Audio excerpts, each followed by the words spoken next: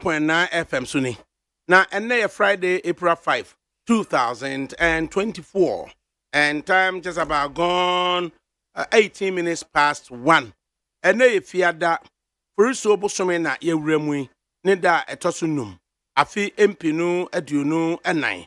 Mamsa bodon kwapa humiti edu enwotwe. Mema nti dwumadie na ye de bremu.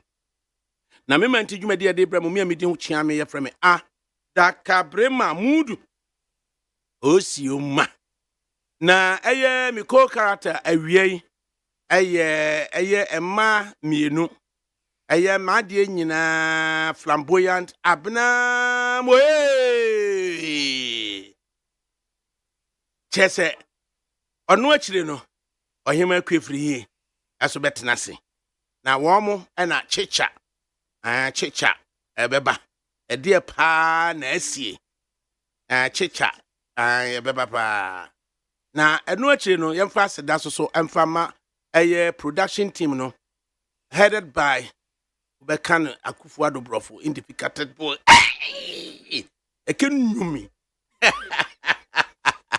na jezo to say panyinu kwajo da miado ogina pintin ana ono wahwe ahehye eye program ne nyina ye de eba na eye majeri osai agyeman ena boni chidom na afi nsoso no eye ohima akwefriye enso service one technical production no abna frema abankro ai oko yasantoa na eyese wa me here esoko yasantoa eti mesramu obi asku oko ye kan nya bone abna frema abankro technical production no oko yasantoa na eye se wa me here me ba prekope onso ko yasantoa na Nana yaw safu ena ono nsoso o yeden assist abna frema bankro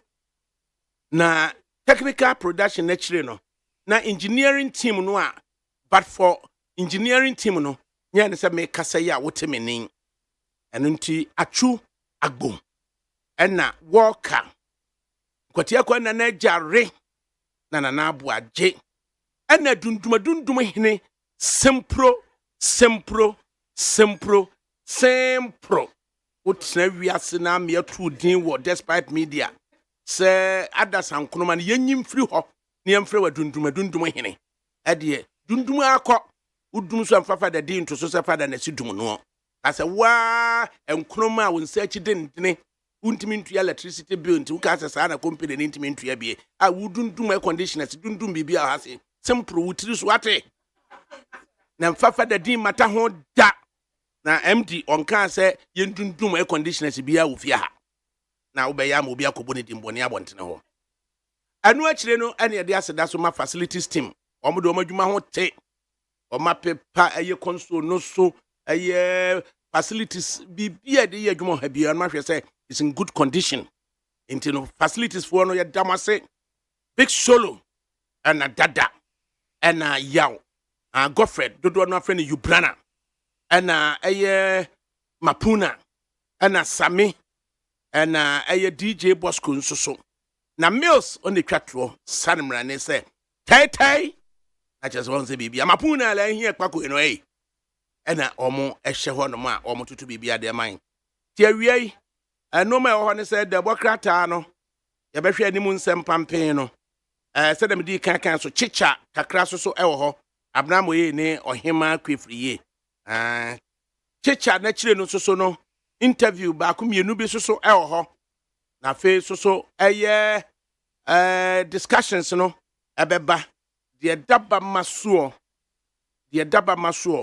se ye wrefi ensem bi a edi eye yenya ewo man mu ene ye de wre nyina ahye politics mu ana se said nei okọ eye baby eton aduane kura na omatimi ay central air conditioning na enipa nya ma ho nti na yadundum central air conditioning because electricity bill omuntimi ntua na chese huhuro de wo omo twa ma nipa aboho ma ansa na yaso central air conditioner no na we adwuma na bekoso die ya badwendwene ho ni nyina mu onu nsoso no politics no a na yesi ye beye and I said ye refi and sembie and a politics no and a politics no and ye beba betena se ne adwendweno ho amia menua engineer Peter Antwibu Asiako of the MPP a new patriotic party obeba betena se National Democratic Congress and so Eddie Ebenezer Essien and odene beba na courage nobi ebema movement for change afrafrantofo wo mo nso so no rep no oba betena se etina de ewo honom eno no ema no momra na chicha no yenyim firi wona ansa na newspaper naba other than that nso so no Daily Graphic essay graphic to raise funds on Ghana Stock Exchange ena odibaye also consolidating media leadership graphic since 1951 and a graphic leaders electronic media no graphic leader since 1951 na no to consolidate that lead and a graphic say oko raise the funds Ghana stock exchange platform no so into atuafo MD and the photo that has here their brain autism patients can access disability fund into autism na nkwada no a defect disorder binti omukasa emma na omuka autism for say Hana Otu mukra from London eba chese say that next month as saying Hana Otu any team no the normal be bebre autism for now when the disability fund no they increasing from 2% to 5% na say proposal and also so no autism for also mutimi ekokwajibi Michaela Mingabo do your thing Michaela no ko mami adole o papa Mrs. Shen ake Ashong ake mingame onu Michaela such a pretty beautiful young lady na Daily Post and also so abna kwai Uber catch Uber cancel osimeti yanaka cancel no ade and a celebrity for there a buona ba fomu onti abna me gidigidi bia ate enti Daily Post and also the aba also Frimpong Boatin Professor Frimpong Boatin raises concerns over deteriorating state of National Cardiothoracic Center so when mu bi ne yakano say cardio center and normal aba form as you see politics na ne be na just okodu cardio center ho na ukọ there's a Dr. Tanko Dr. Ochre so wo mu wo ho aka de hwe wa sade tete kwabra Frimpong Boatin ba ye na minua Dr. Srebo na confidence na wo no and then Dr. Tanko no ne Dr. Ochre no no sa confidence bi ye ka se cardio center and normal jinsemu a yenhwe yi papa o mo e ka politics inti camp hospital sam kura hwe say na no heal comfort nochi hwe nkwala am feel wa kitin he can some ti akotoko hene ya he can some ti akoto so was ska any ade and na kotoko hene asane abosuo mu $5 million damn ampa $5 million asane abosuo mu $5 million. And Amunya Hill Castle campaign. Hey, because if we are healing, let's just be healing and be going. Sir. Now, I'm not castle and there was a castle a man mattered Yaran Tamoto. Until I'm going to be healing. Why you? No,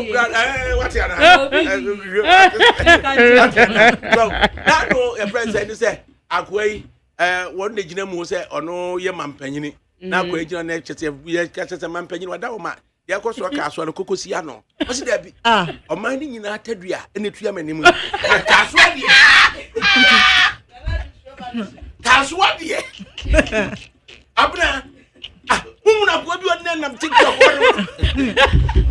waso mamu ni nyina tadua de fia de na woni be ko kaso e be ira amna ko ira asa for that was why but on say abna say wo hwa samu Daily Post troye from Professor Frimpong what raises concerns over deteriorating state of National Cardiothoracic Center now wo hwe say politics are kosoa meanwhile shouldn't politics obi backward obi reckless obi and na make catch us kotoko hene etna say kan say obi anya den Wow. Na ye healing. Because 12 regions and you refer back a confuanoche. So 12 regions wow. And confuanoche ya refer a ma wow. Na kotoko hine ka semi na ye didi na tem e would kaso didi na tem kra ya na mo ya kotoko hine pin kura free to Ghana baby a ote na ni ehunu bibia so enne basani abosuo mu ono ne $5 million personal donation $5 million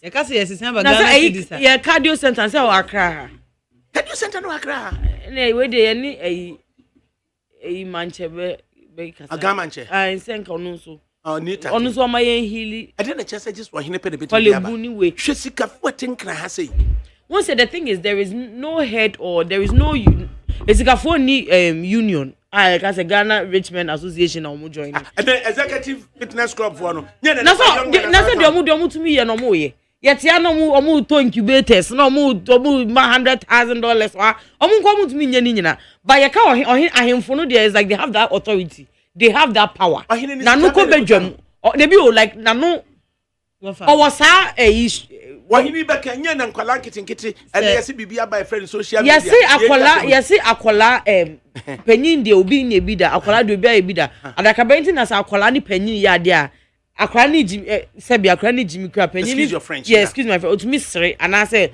because o janu usa udi ye nkra na no achi dia na Ghana de nkese nka ye nko ye nimbi udi ya no achi a but una we penyin una unim where you like what would matter because in Colombo they don't have nkola hina wo cardiac diseases impejifo ne wo kotoko hina chire no wahine be ko $5 million every hine so and because onya $5 million credit ka fu egu nkran kroma no me show some doors kra che omo gu asantimamu nti ono na on to me nya $5 million kra at least ye benye sika fu e kroma amomo na ye MPs ni ministers ni ye kra no obi a bufu no obi a 100,000 ba say enye MP ni minister say na ke ready omu politics na omu wardrobe ma kwa benyeska because omu trimodin yes nti me make can say usisi a of ADAKABRI uti osisi e ana me tie na say me say me pese ye enye bibi eti say obi akwa mfa me serious obi amfa me but say the abneka no hini bi people be of prominence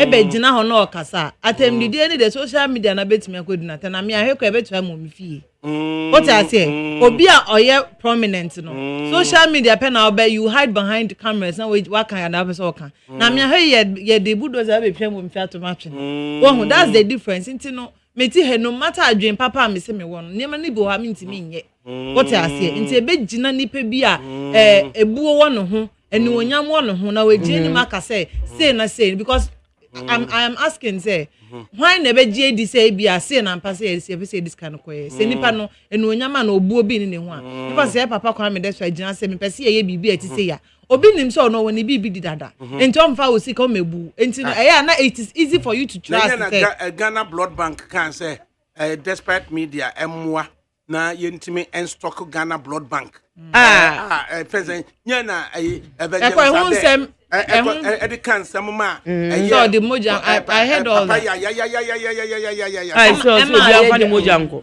be afani moja nko so emo ya odu ba bi on ma nti bibi say no oto okra na oti a obesubusu nti akasa munim de moka we yi nani wohu I was yetimi mani pa ba akofo bi gigi yen ema etimi basa na wofa unse dan kasa obi gigi oba nsem ni bo ha wofa wuyi wani enyi like eyeya ana bi obi enimonyam won ho oti ni ba bi amanfo som no bu no ansi ni form na because of bibi ono pese oye de boa amanya na nipa bi akeke enam freedom of speech ni social media ni ade enti na wo keka sabi nsem hunu enkwase asem sabi excuse my friend e de tre nipa no wofa no really say me papa kwa metu vu say jatan aba bi dwe ho na ubedi sabi aku we nu machi wofa obedi echi nipa moja na wo yemu wofa obedi echi be tolerant enough wofa every say yenimu an yenimu there is a limit Kofi Kombilson oso yenimu an yenimu edu ba bi on ma say wo mo a omo ye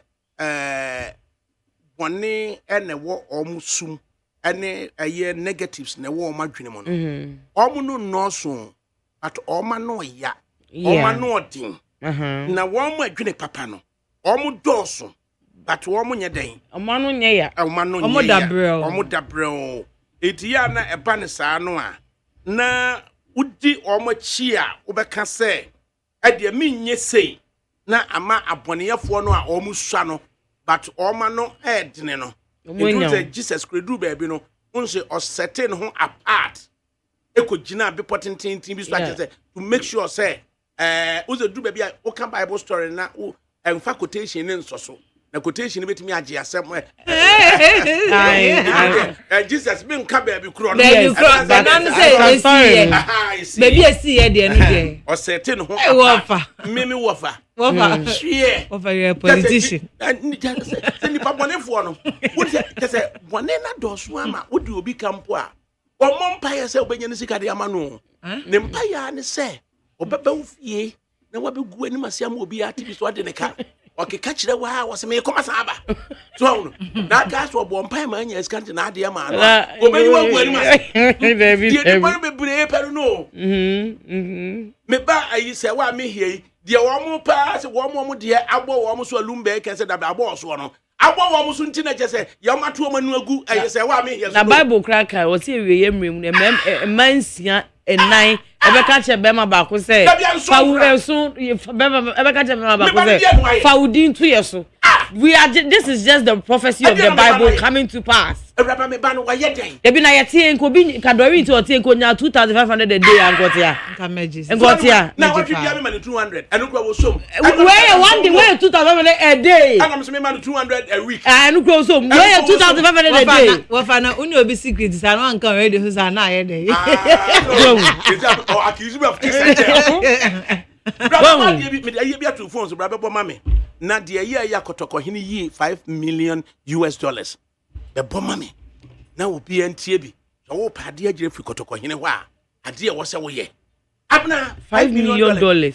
Mo man calculator no answer in cities mama. Fema de bo. Abna we de obi atwen wo. Han ma yedin. $5 million. Papa cities my. Wa beti me dia ba cities kura e be che wade. Beba. Me dollars ewa ha. Yan ka asem bi agye se atwen. Hey! Mimi eh. Hey! Calculator say error. Hey! Say 66,996,750 cedis. Oh yeah no what's the sign saying? Say eyi o de ba endega na scan mu 66 million. And at the rate of saying at the rate of me here. Hey, me bo. I 13 cedis. $1 13.6. Hey, me checking the 13.3. 13.3. 13.3. 13 point. Nice way they rounding the 99 say 70 million Ghana cedis. 70 million Ghana cedis. When to me am me rate no. 70 million Ghana cedis. We dey mama rounding. We say 70 million obits 5 for no 70. You have 70 million. Afi tie ade o mo bo kire kotoko hini ntia o de ye fence $5 million ne ba ye no. Anti all the old boy be mo be discover. Me chese wo pesa wo gi ade free kotoko hini ho a. Tie na bossa wo de we fama kotoko. Mo fa bi mamra mfa nkomo Ibrahim mama. Bo mam tie.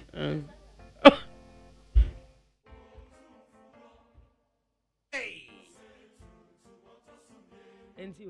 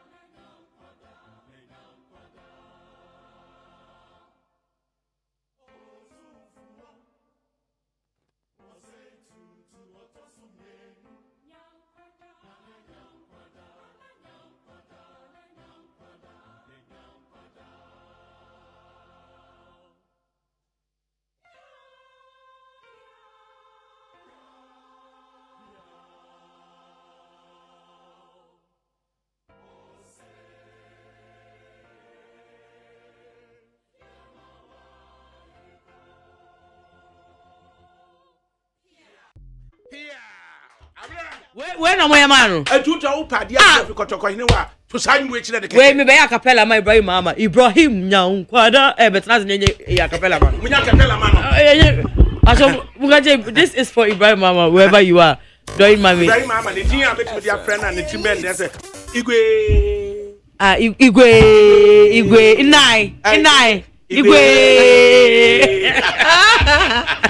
Who don't know who did you know? About your check amount. The check no see a cash. Hey, 70 million Ghana. Master attack Capella na mabaki then na uye. Gudungu. Ah, me ya bit to no mama. Okay, yeah, we got a cicada for. Okay, go. Dungu. Igwe.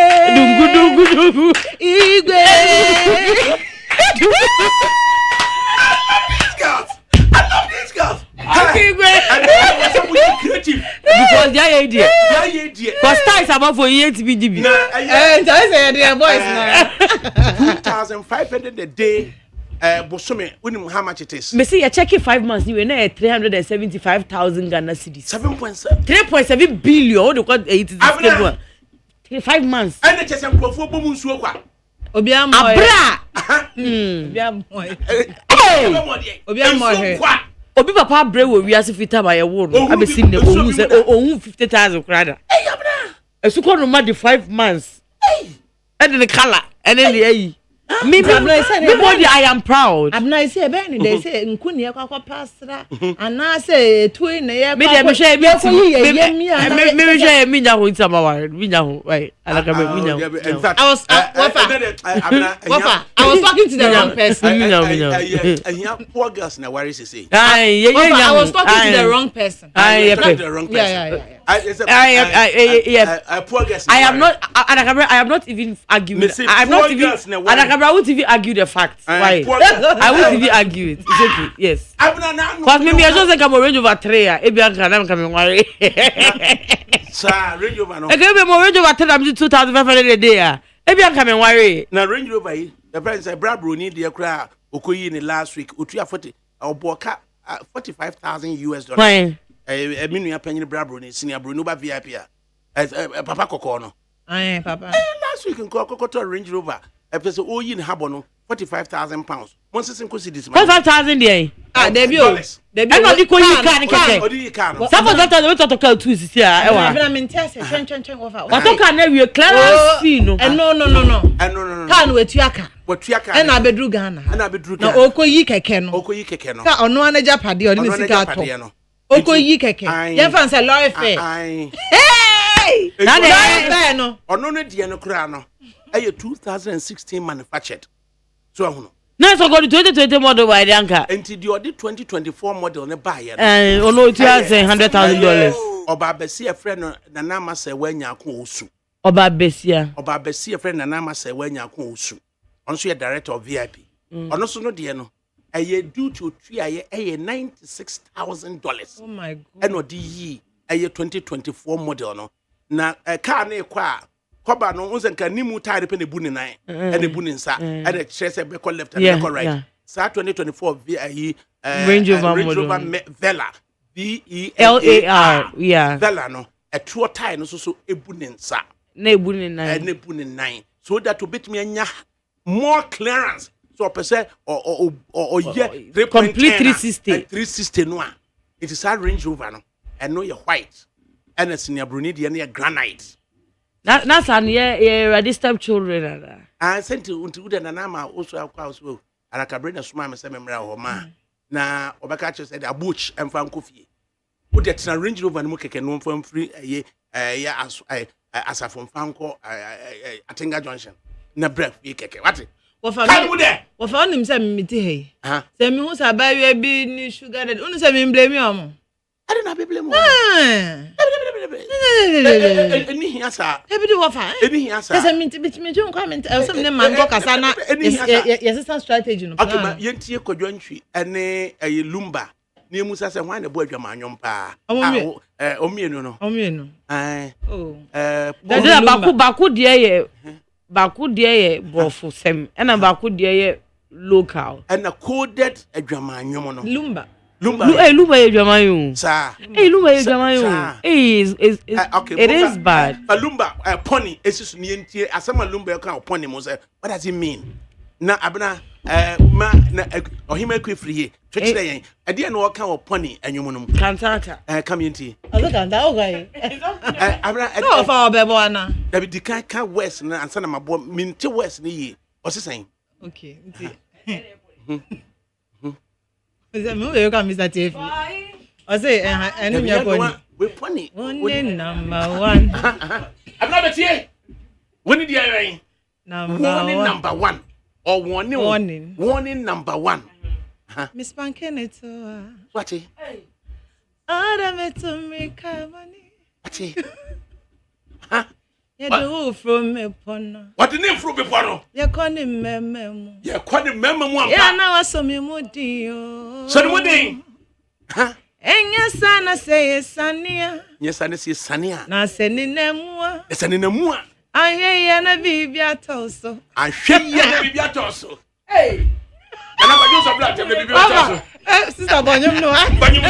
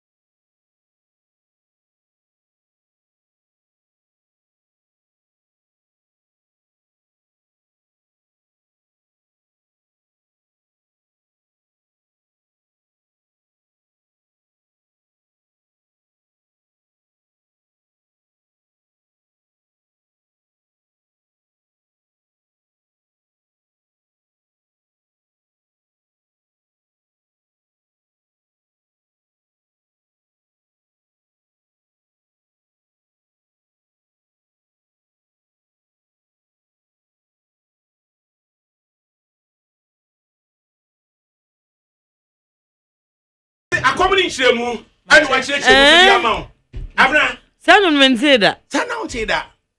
Abna, I know, I mean, Hey, or first. Now, don't you want a channel to? Best one and no saying. One in number one.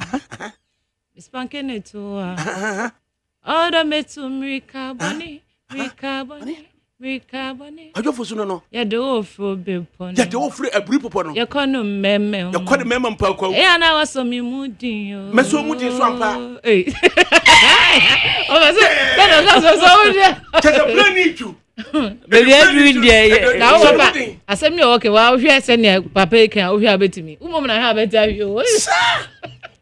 Mummy and Tia Quadranchi. Mummy and Tia Quadranchi. Or suppose some sugar on me. I don't know what's saying. To the good miss. To the good miss. To the good miss. To the good miss. Me here kaka for the road. Okay. Me here kaka for the cold. Okuma dada me ye mi munu bi emwe. Na den. Shemeni we mu na mi hwe wudie mu. Say them show we. To me kafa odo bebo odo mu. Sumeti kokose oja tanemu. Shimi mami nkansi. Mami tia. Sani abra. Mami tia. Don't know so the one thing. I'm not telling you when you're out. Yeah, you say.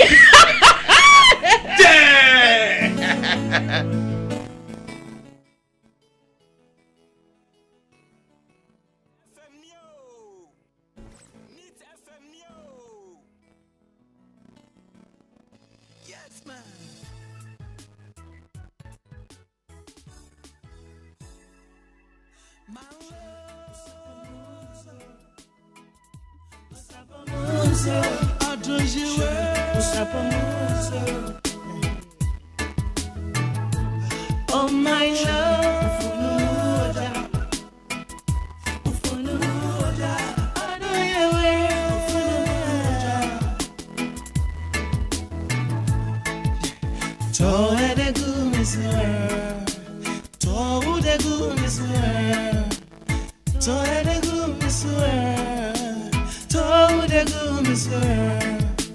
me here kaka for the road, me here kaka for the cold. Okuma dada, be me munu bi me. Ade, shemeni we mu na mi hwe udie mu. To me kafa na bebo do mu. Sumeti kokose oja tonemwe. Shemi mami kaeso. She usapo mu insiwe. Na me ba ma uje jari mu. She ufulu mu uje. Na me ba ma uje tutumio. My love. Second chance. My love. Told the goodness. Sugar on me. Pour some sugar. Pour some sugar. Pour some sugar. Pour some sugar. Pour some sweetness on me. Pour some sugar. Pour some sugar on me. Pour some sugar. Hey, pour some sugar on me. Pour some sugar. Pour some sugar on me. Oh, sugar. What's not say what? Pour some sugar. Champion of beer. You are too much. Who said that? Master P. I say champion of beer. You are too much. Second stanza. Lord have mercy.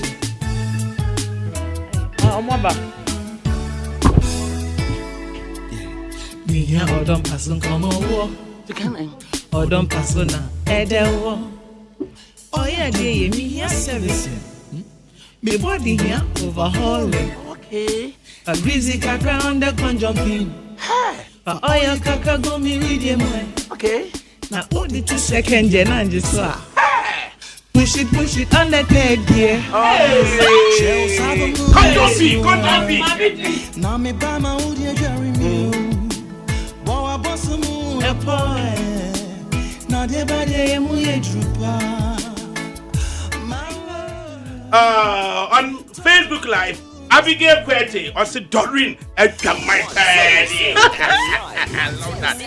Peter Buachi, ADAKABRI, God bless you and God bless Kotoko Hine for the 5 million we here. Dominic Danso was this lady. Wow. Abigail Kwete no baby muno sim. Abigail Kwete Ose Friday mu special mu am papa. Ebeneza mafo. Hey, abnamu eh. You have a good voice, oh. You know things, Sampa. Richard Donko, Anna Okofre Amadi Himoza, Tewamra, Nana Mensa Wilba. Wow, Abna, you do all. Nana Japama, wow, I love this program. Master P, as a champion of queer, you are too much a queer. Anna Nana Japama, I say queer, you do all. Sapuhini Godson, hey, Wafa, what say you? Right, if you got that, you know. In a minute, you'll be upon line on Abusa say, would see a pony, no would see a quadrantria. As I knew to form me, no, just a one of Bunja Ejomanumpa. In what coded language? When a boy Jomanumpa. Mr. Mystic Music Man, and it's a ladies man. But you, na mintie west ni yase na be phone line no lumba na osesan lumba part no okay warning number 1 Miss Pankenetoa order me to me carboni ya do from pipona ya kona memem say na wasomi mudi yo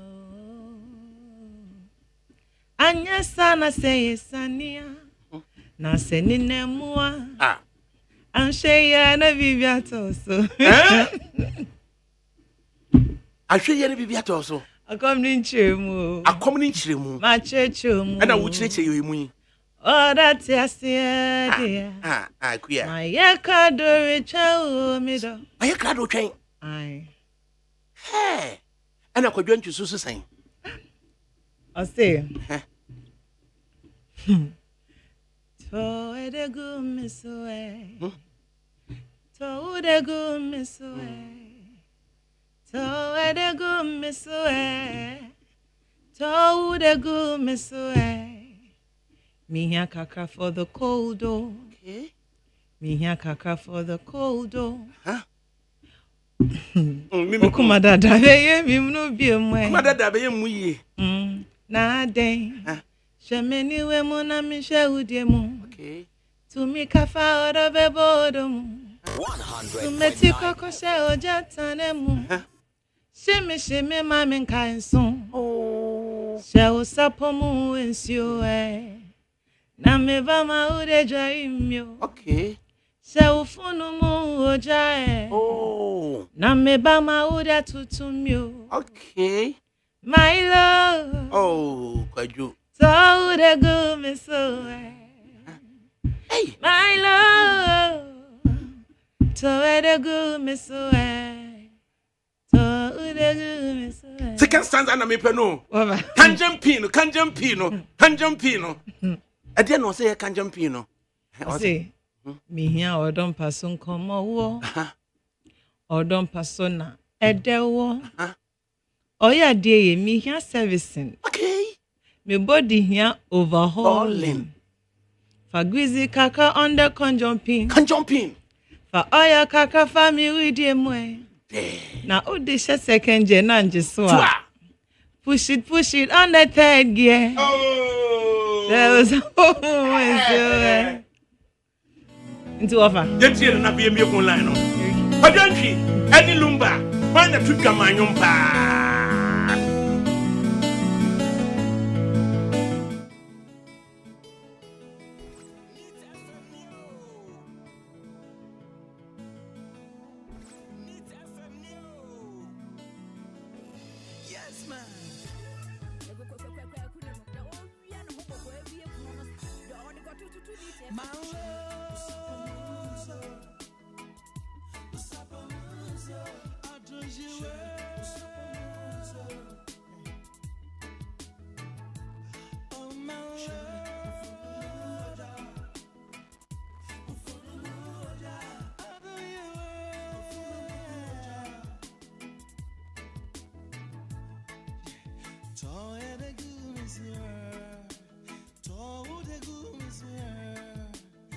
So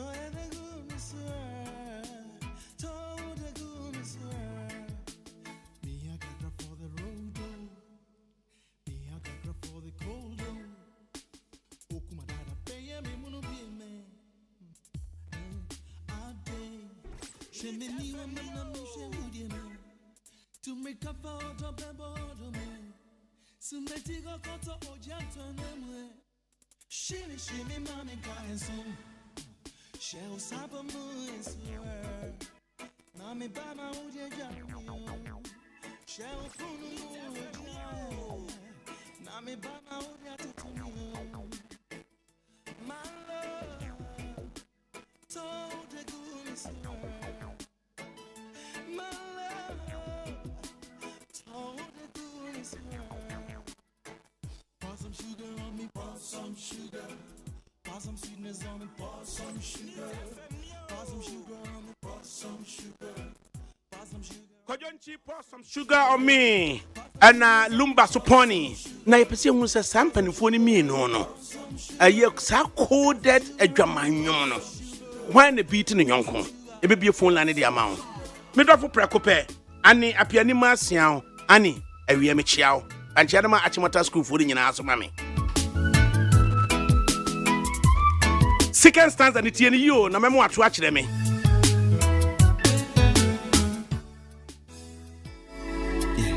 Me out don't pass and come a war. Or don't pass and a dead war. Oh yeah, they give me a servicing. Me body here overhauling. Greasy gagra on the gun jumping. For all you got for me reading. Now all the 2 seconds you know. Push it on the field, yeah. Shells up. Was it gun jumping? Fa aye why you kakra go gun jumping so gun jumping ene de hene. Eh kwajo. Eh. Mumfa lumba poni ni mame. Mumfa lumba poni ni mame. Na fe yenhwe so mumienu no. Omumienu no hwan pa. Right, enti sabre we say yentie eye lumba soso no. Aye poni. Adie pa no no soso no. Oka. Yentie. Yentie de lumba soso e de ebreyen. Na fe no omumienu no.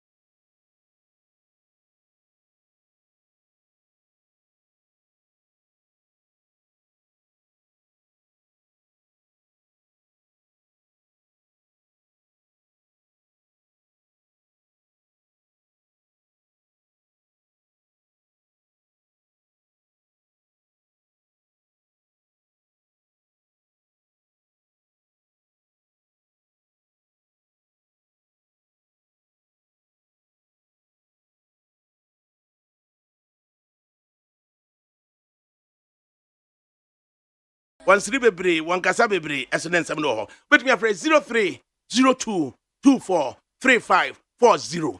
0302243540. And I say 0302257902.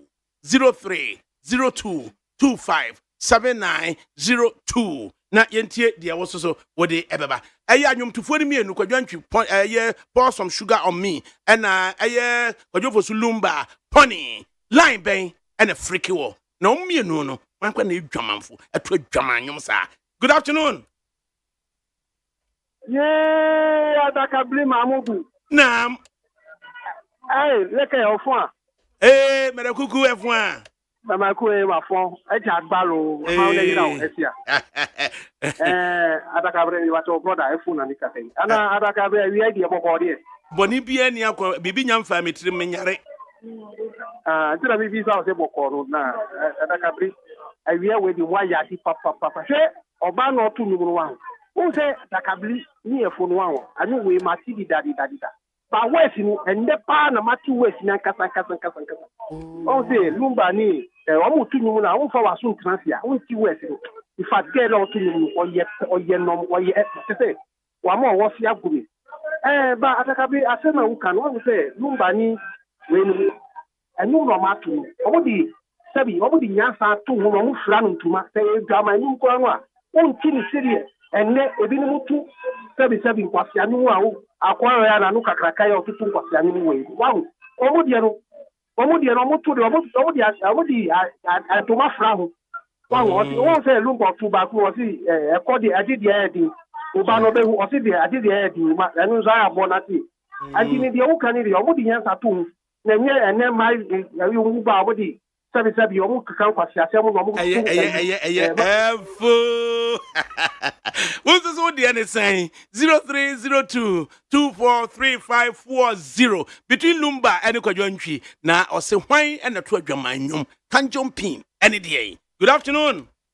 Good afternoon, Mr. Adakabri. Nampacha Frosen. But me Peter me kasa for yarefa. Yo Uncle P mienti we.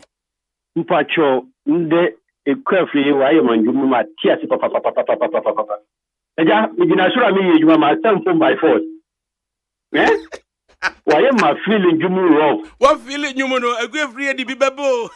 I'm telling you, a lot of Mutiamano. Where they were so the neighbor so near the honey hair. Mutiamano.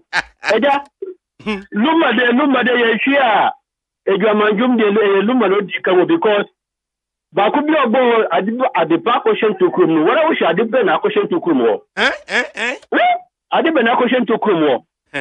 Na me bisa this kwa mpachu ejatana na ye papa osi usosi ni wono tendembre me ka zegane ni ana me ka chawo de so jatana simwa ti wo so gaso wanti jatana no kwanti ase obo so gas asimi wo obo so gas second verse no kwaso so ka se phone ni mu ja na fatotore ebe ekwa pacho wa we ana owie obesa babie mo baba ka che kunlu si anyama no odu kunlu so obesa de aba na yetie akua sede wo si me yehunu anwom no mu nsam na incidental so no akua so ya virgin and so you ask yourself say na ukosua firi hene. Good afternoon. 0302257902. Good afternoon. Afternoon, Adakabri. Panyin Pacha Frosen. Kabembache from Amelia, I'm a cassa free in sound. Yo, mienti wa panyini. Oh, offer. No qualifying power for my red with my head. The man one day cramming to me offer. Yamisha, why? Ami. Make my papa, oh my, and the one my sister. Now from Bacho, Mr. Mekoma, some Mamma Casa Okay. And the bear 1.5 months, 2 months. Let's go. And I will say, Medin for to be assembled by my be of famous for assembled. And also be framing, na yet you come up for him. But with my chawa mantunka. Watch your dodo. What him pass and say, Ya hona a kuna a for to be known. A dume hona a above man. And now they want him to say you home common Emma, honorable Fancanod on play at sea. No boy you to know room for far. The shop, Menaman be the mouth. So we say men san fama na frɛ me na yemi nkomo.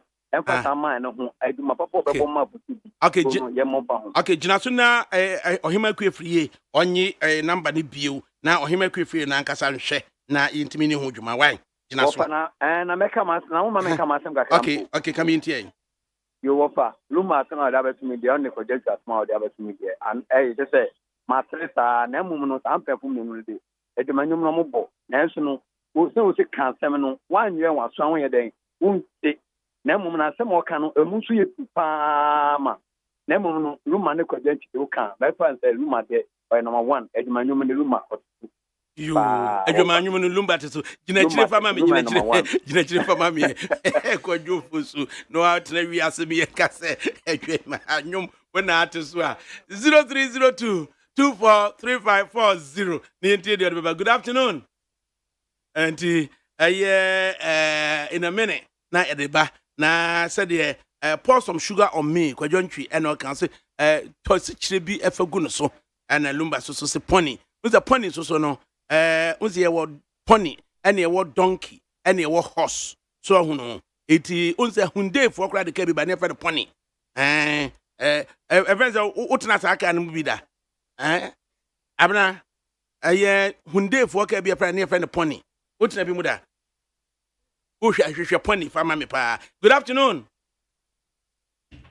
Hello. Aja Frost empanyini. If I charge Japanese, make a separate oil refinery. Oh, Minia, now what is another submitted and catch it? And Yago. Of ADAKABRI, I am a proud semi for my village with Jaffa. Yes. And I'm a bohon of fine chair. Yes. Banyamenado, my bedua. Good. Hey, of the assembly. Of what is that? Why we are man for the committee side? Sir, seriously. Senti. Offer. You will me now, boy, especially for giant. She said, Obia, those them, or no, be so or more dating. A beer, or banana general sequence. I kitty or father born to move. Of a son or a farmer, I will. And 15 a bet to know, 15 a bet to know. Because me cram for now. Me shot here and say, yeah, I'm a new be staying here. That from me in the phone. I make a born you man, for giant human house. True from on the phone, so that's really a fair Bluetooth in it. See if I read. And I'm a change, I want the phone, so you say Samsung with the Sony Ericsson. And I made the Motorola a chain. And I'm the year me ringing to. Ababa we 2012 and I'm in the vaccine team. Abrebia yeba bo no kojanchi njumu bia no offer na ye mentam kese na de etwama wo twame sunu etwame tebie mu kura na se o se afrafranto na osare anofa o sisi insurance na ababa wa na ahofe na ohwe nti wo hwe oba yi ahofe any consideration a wo de ama no o ka mu Bugatti Ukamu Hyundai, Ukamu Corolla, Ukamu Tundra. Wa mo ba we ya chi free. Mo want man ko na ni man ko ti fe. Na ko se ordinary ho fe no abeti insurance so anopa so ukọ ebia so ni na so abon se ya ahomachi na abosu na agu no. Na flower ni nyina anya ne ma. Ehonom no weather na ayefe nti bon se afafrantwe. O ti insurance we so no otwimu nsu wa ko ti we. Eti Obana de na ho fe atwime ka bia me wo bi. So ofa man ti man kwa ni man ko sipe. Etimi an kwa. Ka me bi kura mpa ofa wo kura to fufuo de ma obi. E wo kuma se be bi say. Wo wie wa anje ni nipa no number ma nipa no kura ye surprise because nti eno anu no ofa wo nje bibia. Engineering student that no wo urban rules no. Surely. E ho na ofa bro for the ba what I love this. 0302-243-546. I feel that just a you call me about what stop man no a mind some no or more the demo as you know. A Pentecost Pennies I don't know on send your mind some no. Good afternoon. Hey, Wafa. Emudi no. Wafa. Wa family sana me ne wo febo shane ne wo ye no tumo ye no cha wo sekile la shane ne. Me neighbor. Aka nyomi neke. Me wo febo. O fa me wo ye no tumo no won tuni. No fe wo le ne David. Oh. I want an no and machine radio no. We minta machine no go na kekai me. Even bonnet Dory who la near how a lady to live ne. Shock me what I say. Kwe free ye. Inke, a free ye. Yanya we kupu. Sister from all years and a fet to my face here facing la way bottom. La way bottom like a lala ngomi. Like a nyomi. Shannon David. Cabo, me joke bemo. Have you great. Oh, I big gabo no bagman can't be a cabaho. Abigail, such a great pleasure listening to you on the radio. Thank you. Omotia Juma Mune every year, wouldn't you? Ufre Manamuja Nipa. I didn't send back ready. Good afternoon. No, ADAKABRI Mamudu. Nam. Allah. Champion man, ADAKABRI bonus ni mikasasi abokobi. Mini amientie we. Lumane Kojanchi. Kojanchi won so no oto jamanyum na so no de o kata ho kakra ba luma de ne ya na entisa no oto odo jamanyum eye Kojanchi no. Kojanchi no odo ajamanyum. Ba luma de ne de e no ko no e too much. Odo de encoding coding aya bieja. What was two more callers. Now, politics as usual. No, and Samra. Lauren Eli. Or see Abigail Quetic. I'm gonna Abby. If I hear on way, if I good afternoon. ADAKABRI. Yeah. Yes, ADAKABRI. Now, what you saying? Yaminadum. Mpacho, what the Honorable Alanzamantin is excellency in waiting. What an encan?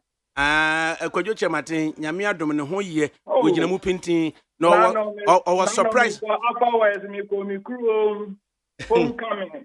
Na me compare me once I'm got 5 t-shirts, bay 15 B cochair and pay a bromine. Obia, baby. Obia, baby. Almost Align Samante and a Yagana, and that's what because in the message and a papa no see a gentle or cow, you have to pass up upon it. Yajinidi, and the most sinner and no anaya the pan abusakara, no bar PPP that time now no car agriculture. Or what you says, I didn't pay me, no Mokaboma. Now we can and you know, Wednesday, the 17th of April. Edini bia Kojoche Martin ede ba be tudwane nkrofo de be flanking no nipa bi bedwane afiriman we say mu te nipa no ono meeting play mu kra na me banana nkombo nkwana na yeti so na yeti play mu ayebo na nya agro nipa bi bedwane kra afiriman we say mu low ba sure yesi papa no wan kasa but o move slowly me say the man is going to take Daniel's back. It will be surprised. Yama Wednesday the 17th from Ra. Why? Yama Wednesday the 17th from Ra. Finally, who is on the line? Yente Abigail Kwete was the Framer, the baddest DJ. DJ Framer, the baddest DJ. Right, finally. Good afternoon. Claudia Santi Kotoko. Nebonsu. Tetia Sante Lelo. Kuma Pemma. Hey, wouldn't say Nana. Pim said yes, no Pia. Wouldn't say Bayan and for 3 years, Nana Tim Kakre. Put your boss at you, Sabako. Tim Kakrebi. Nana wouldn't say, you say, Osu be who Diana, Nessa, the Paquam Pia, not just a beer baby Nancy. Wouldn't say Nana, and I dream my son who die. Now, Miss Son who died, and I may catch it. I will say, irrespective of baby, we can be an okay, who say ye near it. My room, animal. I do not, as I'm catching one, I dream near the action, what before you. Salad, what am I to catch it? akɔsideɛ na agya me ne santema wura ɔpen soɔ mekɔdi adɛ kakra aha na mesa bɔ wura masante bu anim nti msɛ na wobɔ tumfoɔ sie tu sika na na yie $5 million mo $5 million oyi ma ji ana oyi di magana man de bo asante man oyi ma ji the professor ademen samfa hwɛ ne yɛmfa nye ji yie ɛne deɛ mɛfa srɛ doctor mahmud bomi incoming president ne sɛ Ajima Prempeh the first international airport by May ending. Ono tun fo say tu omko piano na santemai yanko yanim. Na baba wani no ma wo bo no. Enye talent ni media no. Onyame de yaman pa. O ka talent. Ni kro ni wo free eye petrensa. Enna asante achem wo enna ne papa enso so efri eye apre side ho.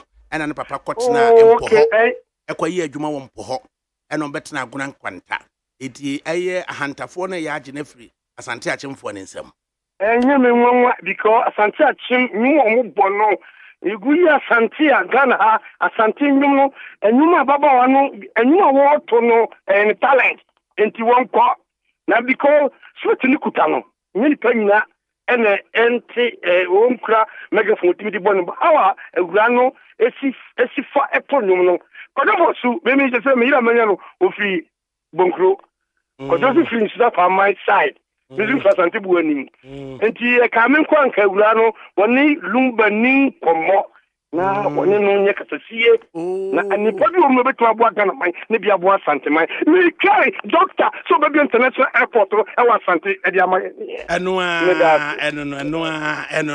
enti ye move into the political arena. Engineer Peter Ntwibuasi Akonwa Betenase of the New Patriotic Party MPP and Ebenezer Essien of the National Democratic Congress NDC also Ababetenase Courage Nobi Deputy Director spokesperson for Movement for Change Afrafranto Edinakwia Wadaroma Kunu Ghana bre na yentie de womu na sesiye no Peter say na akuya betra ne nchen de memmo pour some sugar on me na akuya me pour sugar on him eti abrafrema the baddest DJ rabebo pour some sugar on me na yentie Peter de womu onyina so the pounds ni bia ba na yemfanya adwuma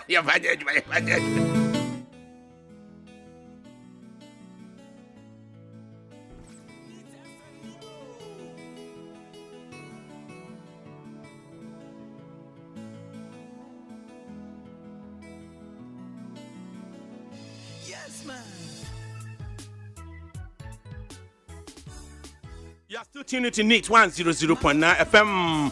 In the studios, Peter Ntwibuasi Akonwa of the New Patriotic Party, Oson Wedruha, Ebenezer Essien of the National Democratic Congress, Echim Onswaha, Courage Nobi of the Movement for Change, Afrafranto, Onoso Atna Fum, na Yebedi Yahonkomo. But before then, Kunu Ghana, and Wako for Numa Kakra was our Brian, Onunti.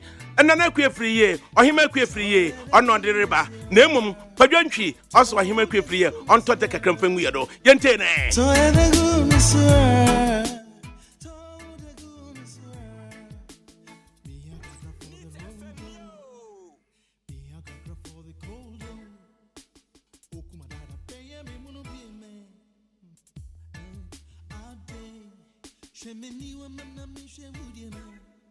to make up of the bottom. And this is a special dedication for Abigail Kwete and her sister Lauren Eli. Nami bama uje jamio, shell funu muja. Nami bama uje atutumio. Malo, told the goodness. I might be free. I am a doffo. Nti sesi ade kwadwantwi ene lumba wona akofa de baaye wa so na beka se ade na Kunu Ghana e ka de kire okay we are found san kawo ya maka fanti nangin se onde abra e introduce me na e ka fanti na fanti so oye one contagious dialect into wa ba ma no oh nangin Part of my back show the advantage nyuma or your delson daddy tree better nyuma. I am pa I no pa. It can fantic a community where. Okay, nti ya bed in church from Queen my native fu nyinara. Native fu. I be waje mer na wotie yen. In there ya be aba bazin. Ose memfa ndure ba asana memfa mbro na wofa ndira me hu hunchon capsule so. No, me hu Mr. Q. Mr. Q me call grocery shop them. I was even surprised that Mr. Q. Because over the counter shops in our town, Mr. Q ni bi ho mbezin fono an odi one stress ase. Enti me ne Peter Ntwibo se kokohia wo dwaben. Abraham Magere na ne papa we fi mono. Enti Peter mam left. Let me hu there Mr. Q bi ocean glove compartment. Ini da mu hu na. Mrantie bia ni bi wogina ho na mura shop onum na jamukoto me nyama mpeda moto na aya na we buy do the straw na ashem na wa atwe ehu ase na mpa dem no ye na oda ato no afofofo no ebam hey brother na enu me bia na eni my one no no anya na na ekio efie na nam so ye wo mi ntwa do he ya mugwane 10 milliliters or 20 milliliters na why ye bibia mo now stress ni nyina ukwenchi na why you do nya no we fi o odu be to the when no get as root that the lumba so muye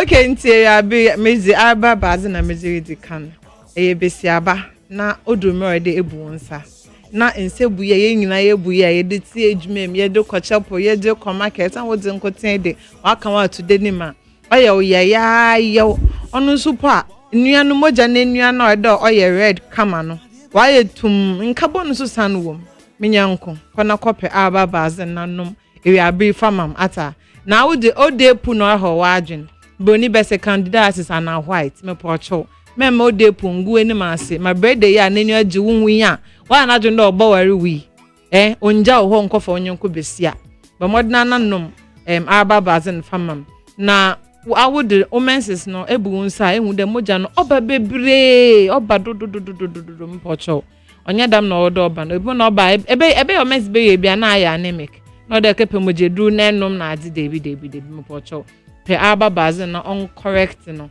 on famo na awu nsu besi abe nyama ebien ahode na wodi hye bein mompem eni bi na enije na atenka na nkasa nso mpo eni bi me yanko inde mi damad no we twemu kwa modna na kopa aba bazen na nom na nzema ebieni obesiesie ni nya no da mo sa awu na epede ewo a mepocho pe aba bazen ni bi na nom fama menses no eye no why irregular inde order over 7 days inde over the chomba over this month the following month omba obo ha 6 months and menses mba da 2 years menses mba da I say a new menopause a very young lady mepocho pe aba bazen nanom na ordinary obi ne put we twa kra chede omba onando no nam wiase mando ne nam wiase mu me pocho are very dangerous pe aba bazen nanom famam no obesiesie dan problem no nyina da man kunlunga na san honchon capsules ono oye prostate problems nyina or solve bibiara mo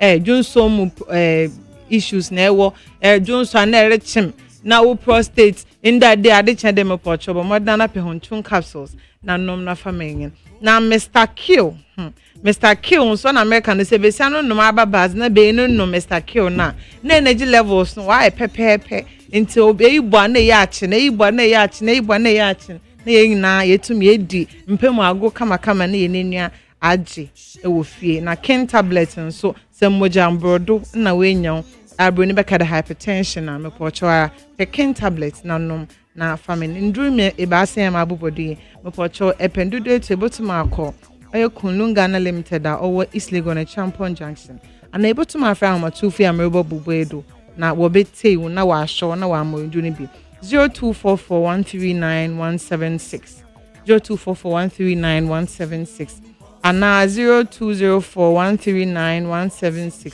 0204139176 and 0274139176 0274139176 na enam leading pharmacies herbal and chemical shops your Ghana habia ebenye du ni bi na ato na anom na etum dadi lumba ono kobe pono do honoma etum asoni mu dendenden na woreba ho ensa no ma nhwefom Okay, Iriabri. Iriabri. 100p. I say Iriabri man no esi. Man no esi. Man no ato is incorrect. Man no esi. Okay. Thank you. Can jump in on his end. Of a minimum gon John pin. It is I think the car hun BB. Just overhauling. Yeah. Tino. Of a minute. Now all the two second ya na yeswa. Push it on the pig, yeah.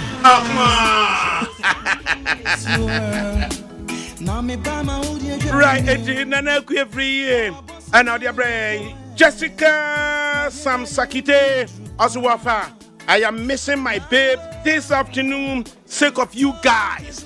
Eddie Peter, as am I at home? I don't know. I give free. I give free. And talent Kakran, so more no way you want it. The other Lumba Benya, Lumba Ubenya Papa. It is SIC Mono. One farm, I'm fire SIC. Okay, quick one. And for SIC Mono, Abremo. Okay, and Sabre said, Peter, you're trusted now, you're near Juma. Now, I feel you said the way forward. And Penifano Etnasia. Peter Kibuasiakon of the New Patriotic Party, Ewaha, Ebenezer Asian of the National Democratic Congress, and so our Courage Nobby of the Movement for Change, and so Ewaha say. Right, Peter, Otum for or say to two or Tosumi, no, and as Abri will say, he'll come for Noche. Or no one can personal donation to the tune of $5 million US. And or they boy. And then I walk at their family. ADAKABRI. My main fa akwenye so na main fa enche kese. Ama watiefo a omo etiewo. Ene oman hwesofo oman wura. Eye oman Ghana nyina. Yenwura. Nana Adodankwa Akufo-Addo, the president of Ghana. One Nabidi Echre, vice president, the incoming president of Ghana. Na macha wana wie no. ADAKABRI nyanka sa mehu wache. Ishi ache. Ya ishi ache papa. Sin jabin she bio na ebrebia mitio. Abi na monitor. O monitor se me minim. Me so monitor ba, me monitor papa. O ti touchlight so nyina say. Me ne aneti o. Why? No. Na say e busy kakra. Am say fe na am say ebrabom kakra e bitimi. Nti me dawase bebre say enen so ama kwanya say nhia. Am say nia e koso Ashanti region. Eye ote kokoso ye nana asante hene ono ankasa niso di hu sinsa obeye ohim banwa kese obetena so e wo Ghana ha no waye obi a ye boni din e ka asem e ho bibia mu na ohwe nia opese wo ye no de boa ne man a enitri untimi hu sa ha no ye si sanse owani so de hu kese a opese wo de peja asanteman e ma ne so omamu Ghana nyina so sanse ohwe ne odiesi na ni so sesi eye Kumasi hospital a opese o peja si de nazo bio anano me ma me koda ho na me koda ho na me hu se ba bia esi no enye asanteman kwa na eboa almost Ghana ha obia e benefit 12 regions woma omugu enkran ha dodo na enchi ewo achirichiri ene bencheye asem si nkoko a Roman ewo nkoko or refer more to Konfanochi than so the background. Oh yes. Na ohwe enema omwo wo ha in fact eye say nana de si ne nan so say opeso say ne nan so bio na hospital no ebe kabehwe kra na enura sika okoyiye I wish say enche kra mekwa kutua na esensa na makase na natenase ne yenyama na asantefo mi wo gidie say ye nyina ye nkan humum ni obia betumi no onfa nkoboa ni obia betumi onfa nkoboa sense nana etu esapapa anu nti esapapa otu no etwase ye nyina so nasene ni epija ne kosoro sense ono prempe the second to onum Kumasi atitru esikafo a ebua no obi de say wow maame akoso frima ne papa Charles Edward Osei CEO Osei Asantehini Prempe the second acknowledge no say wo ye kumase pa titiriwa oyi sika edi nyansa ne bibia edi boa no na wa acknowledge no in the history of Asante ka say CEO Osei so no na ne twotwo mu chopa no baafo akoto so no na baafo akoto wo UP na CEO Osei wo CPP so enso so eba na Asante semo a CEO Osei sika wo yi de boa Santehini Prempe the second no ya acknowledge no enti say nei pitantwu asiako etimi kyese wo hene tenase na yenka say me somu ma oni enya yes enchakra ora bati yenka mo didi pan se ebeba so yes na nyana na ye no ye bona baso akwala no mu keke bibi edidi wo hene atam kasa basa se was stress ka no you see say be minded by sankwala no just say on nim na omunim na Ghana ha no freedom na freedom of speech na ye ka ho asem no ebi mo editra omaninton etimi kasa ma onu timi kasa tia Asantehene ote kokoso wabra ade a woye no onni obi atem o ma me ho o ma papa so o ma sika ne manfo no se momwa yen na yenye ade we mfa mwa yen man na woti oba bi edi atem I think say yen kasa ye mu no kase ehwe ni ye just a cyber security no ewo form ntino oke kan bibia na yen share that near chire emebusa bibia nipa no yes obi di obi atama freedom of speech nipa no kana dwen to be den and that is the difficulty ye wo ewo enema ye mrant mremune ye meba wofoi se no musi kasa se bio omo emfa adwen to ho no and that is worrying obi kan yansasem o social media no so a de esie ni say so obi pese o divert asem no a obi na no atwero we Jimmy sa but no bia suwe ko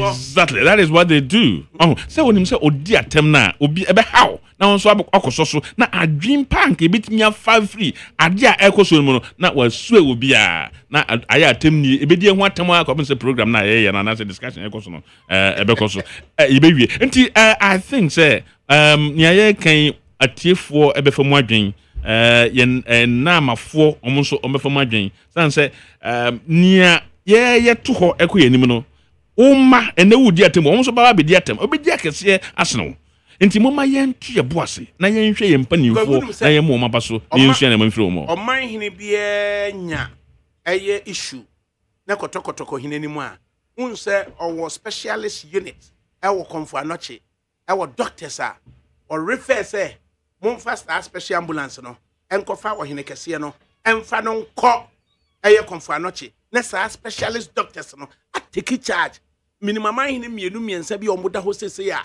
kaka akwanya bi na ona me body na nke yeyi a ke nipa bi ebe ye omwanwa se say ye di atemo internet no say na nananom so omwa ano tisi at I'm putting something together na nanoma sitna mu no e was yetimi ema ne ba eye TV so in a program na nanoma sitnam na ye hunu na nanom so ho no emwa o de bo yes and that is what is happening. It motivates him say so what me a reference see am pa o man hini we nko komfo anoche doctors say wo specialist doctors mon konko hwe we ya na ehia ma say obehwe ama komfo anoche no aye grabehwe yes na we refer him for man hini bi nko wa yetimi ahwe nipa kro yi na nadia oye obi nya bi anko be ye bi asem na akobo so obi nya bi anko be ye bi anu nti edin no uba na ebi mu do mu ti pempem enso so wo ya ho hwe nye Nyankopon na ahira no Nyankopon na apagya na koduru babia owe na obekoso ahira no ama na yekese pa enye ne no obi betuma si na no se wo babia wo kɔ no wo na Asantehene ye bebra wase no nobody can do it I don't think me hu de ntikura manfo ha o mo ho se Asantehene ye ne be kontokwa wabra onka wo onye oboni bia na okotuna babi na wudi na tem panimfo a mpo wo mpo nkase ehwe wo ni sua won no won ne timi ko dina TV so no mo de camera si won so na obo akutie di atem anye bia no so timi di Asantehene pa atem e ma ne hye ne ko fa so aya de pa na we de be na benya fremu edem pa obi ete wa wo ye hospital on nwini hu dabi on nwini hu bi obi ehwe se yenye ye kwan yenye inland harbor yenye we yenye international airport obi ehwe hu se yenye no What the auto baby and I would at them. Can you imagine? So, me say, Nana Uncle so. You beko so bompaya mano sam and then you che.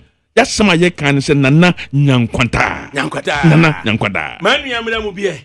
Na Ubekan say wampim. And a year watch it down qua bay. Why Ubenya be? Don't say a body mammy near Bonnie Papadi. Can chase watch it down qua and say wampim. So, the same Tom Copper the second and no more the mammy a Quiabacuma and a Jusu Supani near Bonnie Papadi. So, the Akan is more a utumfu Pukua mammy and a papa sudinibi. Now says ya no beka a year a Quiabacuma and Supani Eba. So, let's just say Premper the second no. So, I'm Sir Premper the first grandma the year cha. I'm sending my mini and a dear quick ye. So, now, Oma Abo. Eye utumfo se tutu maame se wampem na yabo ne papa wache dankwa na yabo kenchiri eye ne ekuru no free so no eti akasa me na meba be ka kire opukuare yemfa no nka second ono so yemfa nka ho ne maame na yemmo ono so no papa dini na ye hunu se entoato so no eno no Ebenezer, a traditional leader you would recall say relationship between the World Bank and traditional authorities. Saturday, Wolfensing, Sunny friend, Wolfensing, the World Bank president be was a tomb for a year back. Now, Papa John Kofo, Epem, Webby, the Amagana, into a tomb for and a sad time or name Wolfensing, the Kasaye, Emma, World Bank, 8 million. Saturday was almost $5 million to be grandma, traditional leaders. Emma, a home some kukuru Ghana be brebe, and ne, Utum for no sister, better than say, my political leaders. See no or no ankasa ebe lead charge no na what me ama o man ma enyibi na yemfa emmoa o man ma enyibi ne yemfa moa ene kotoko hene se no ankasa esane aboso mu no with the $5 million and our de boa hill confanogy project into traditional leaders traditional authority any administrative municipal authority relationship no 10 years here going forward. Adakabri ma menchio na menchia wo etefo na ahwafo hinara na mezinchia sofi Western Region takrade yeze brohom ye papa na worbo adwuma so nyame enka ho. It was Western Region BC an ohima ekwefri ye ete India. Oh okay. Okay. Fantini ba ya na kwa kwatna agunankwanta no ayo. Oh agunankwanta. Why are Hantania? Oh that's where I am from. Oh okay. Yes. Kakona na wade bi. Kakoni zo bi azibi. Warankasa kura azibi. Warankasa kura azibi papa. Ebo one pesi a. Azibi. Enti be fa kakonu mfa nkofo. Yehina azibi.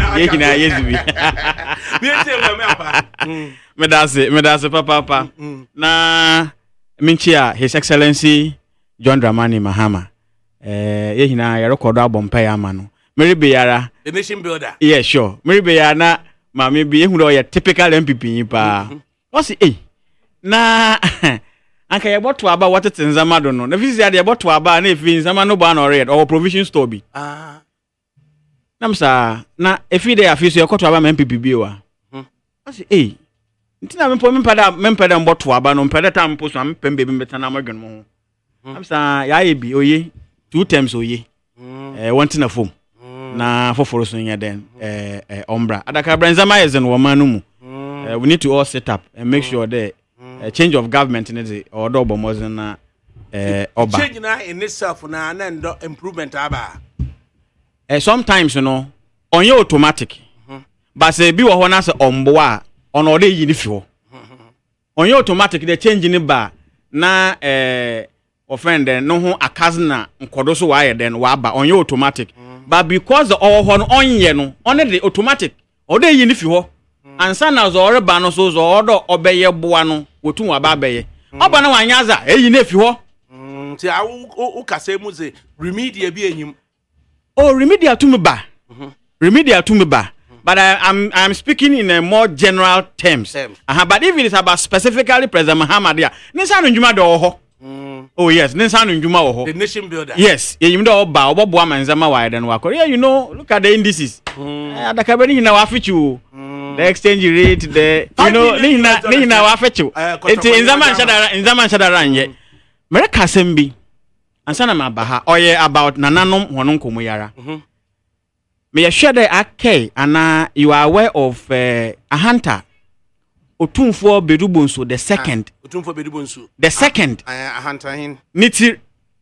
So many years ago. And you made a terrible bagana. Wokezi a hunter for one in same. It was through Otumfo Nana Santehene. Because that country, I think Netherlands.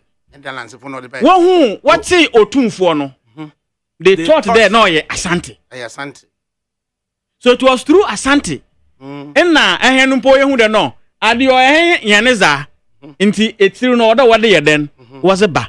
Na mpara was etiru no fi. Ye no krofo yan ahemfo fi ha wako Netherlands. Na echiri was etiru no wade ye den was be. Ahanta hene Bedubonso the second. Aba asam na mepede meka. Ememe ya hantanyi.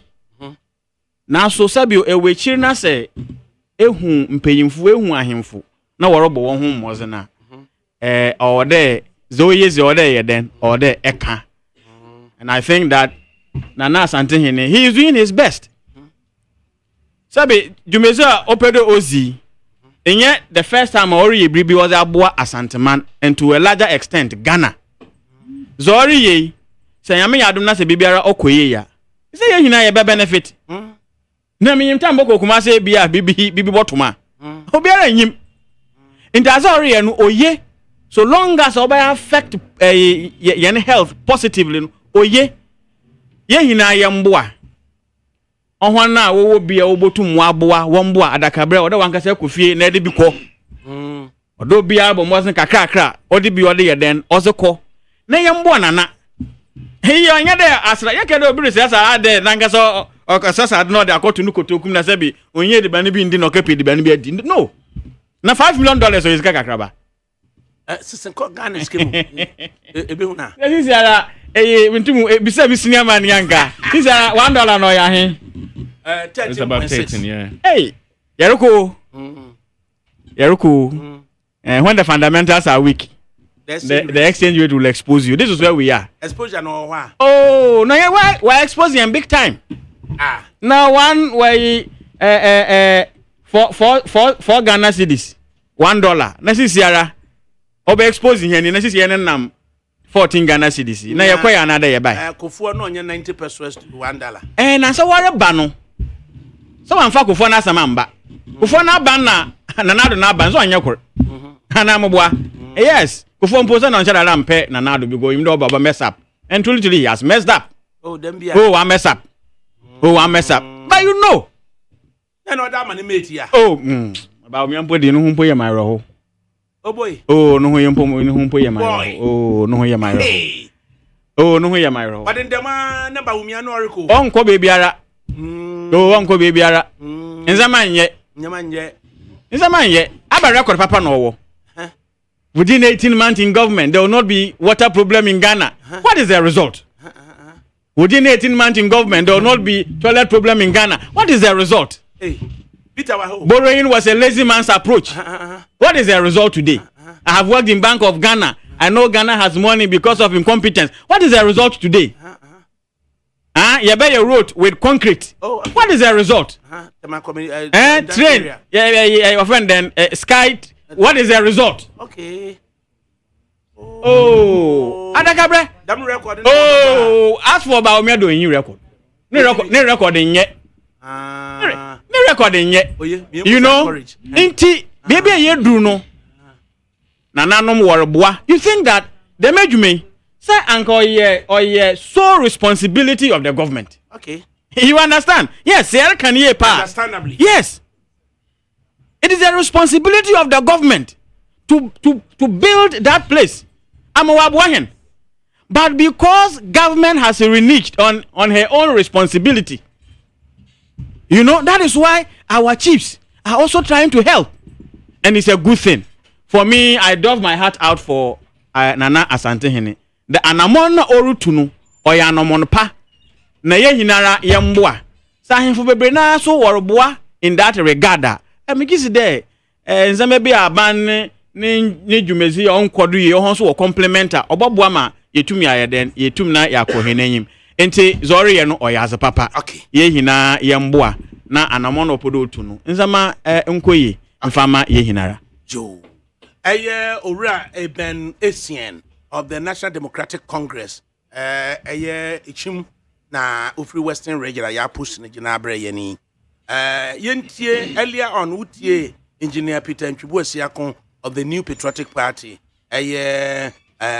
osun na ono soso no ode ebae now Courage Nobi deputy spokesperson movement for change afrafranto Courage until we move to the second onye papa kala no ehun ni pen so awhye na akoko oh wonderful okay fashion is a calculation and an complexion so it blends with black and yellow into unza avravranto the yellow army and NDC for the green army the yebenya blue army and yebenya white army na complement each other now second leg then your other name also comes in and for now movement for freedom movement for change afrafranto otumfo osetutu and one ankasa a personal donation or contribution of $5 million to heal Komfo Anoche. Now share initiatives are utumfo ewo asante na no memene dada pa ade be chama na kodi ade no enka da pa ne de ye preprefie ene ade na otisi montene so ekokiyitia ekokohwe woni security services any public servants any ordinary residents of Kumasi Emma ya prapra Kumasi mia bebre nananoma man hene so wa asante ehwema omoso so bemene dada pa no prapra wo so traditional areas at the buy asante hene educational fund omugusu a woni ye de be etrim utumfo composition competition ni nyina so akoso utumfo building the new Kumasi project special economic zone industrial city or share sending nyina ebeba so and say another $5 million that relationship between traditional authority and administrative authority sign na AC Chrome ofa me da se michia wa wiei achia otifo nyina eni ahwefo ewo social media ene minuanom panyimfo ye Peter ene Eben mechia omo ewa he and special greetings to the Yellow Army I work here in UST any UCC ya inaugurate omo and all the other campuses no entering here in good time led by our spokesperson Dick Sasu. The Yellow Army on all the tertiary institutions will be inaugurated. They've been calling for it. Oma Freya say Yemra. Now Oma you ready say Omubebo Alanchidom. Na Oma Jitumi the Amano. I just said Nina Ababe community with the youth summit na Modebano. No. That's it. Now Mesan Switch ya posthumously. Wofa Ataya Trematin. Oh. Ataya Trematin. Father of Alan John Kojo Trematin. Alexander Ataya Trematin. Asante mine enkoso de untimi nka enyi ne din frim. Nti se ene your cultural center because of the brilliance of Ataya Trematin. Na otumfo ankasa de share ne say oni bibi. Idea dia be de ye. So was ni si. I will see abepem ne. It's still very beneficial. In fact, otumfo Ajima Prempe the second captured the contribution of Alexander Ataya Trematin, an anthropologist. Says that time now, Opeso show the history of Asante, authentic one. Ninuya Kojo Swansa, and Anna Oye in charge. In Afe Kojo Swansa, ye in charge, na drew stage, Now, or day Alexander Ataya Trematin by ya. Cancer Ataya Trematin expedite action. Na yintimi and complete the works of the history of Ashanti H. Na otumfo capture Ataya Trematin say ba say otumfo pese osi cultural center na opese osie no and osi Ataya Trematin eni say adwuma no it Ataya Trematin na 4 phases, phase 1 phase 2 phase 3 phase 4 it phase 1 omo ye no and ma Kumasi City Council saa time na ɛyɛ James Owusu ɛna ɛyɛ in charge ɛba sɛ city council no kan sɛ ɔmo soso ɛyɛ den ɛpɛ sɛ ɔmo bɛ collaborate with utumfoɔ ne ɛyɛ saa culture center no ɛno ɛna ɛyɛ James Owusu ɛne Ataakye Maten nkɔmmɔdidie mu no ɛkɔba sɛ Kwame Nkrumah ɛka sɛ dabi ɔmo ɛnhwɛ ɛmma kɔtɔkɔhene ɛnyɛ culture center no iti Kwame Nkrumah ka sɛ James Owusu kan kyerɛ Ataakye Maten yɛn kan kyerɛ utumfoɔ sɛ yɛde Ghana sika ɛne yɛde bɛsie yɛde Ghana sika si a incidental edin a utumfoɔ ɛde to so no yɛ sɛ ɛyɛ Ghana Historical Center and it say it was for the whole Ghana and ba say utumfo tiase no na Kwame Nkrumah kan say or the Ataakye Maten na beye first director na sante himfo ni bi mpene so no mu free say Kwame Nkrumah ebeji culture center na ya obeyi eye the influence of Asante Afrimu the time Ataakye Maten kwa jitu hu say obey director no himfo ni bi ko report mu utumfo no utumfo kan say or confidence ewo eye Kyerematen mu na oyema Kyerematen nya adwuma no na state funding emremu into the official name Kwame Nkrumah de to so no recognize say eye Kumase anase Manhyia anase Santehene enne ye official traditional head of Ghana ni nyina no is captured Kwame Nkrumah enwoma da so Ataakye Maten di say adwuma no Ataakye Maten so demonstrate the relations between Techiman any aye Kumase ni nyina is captured no akwa pese buku na kenkan because you me da say the relevance of history a wabone tofa ama ye ntina me sha se me si me hia me fan say grandpa Alex Ataakye Maten almost show the way in the relationship between the traditional authority and the central government or the government authority or administrative authority at the local level. Every biara no, as I say, omutimi edin kitahu, etimi working together to ensure the development of the space. Every material point in time. I didn't think I here. Of a share about space biala develop. O share British democracy are very different from American democracy.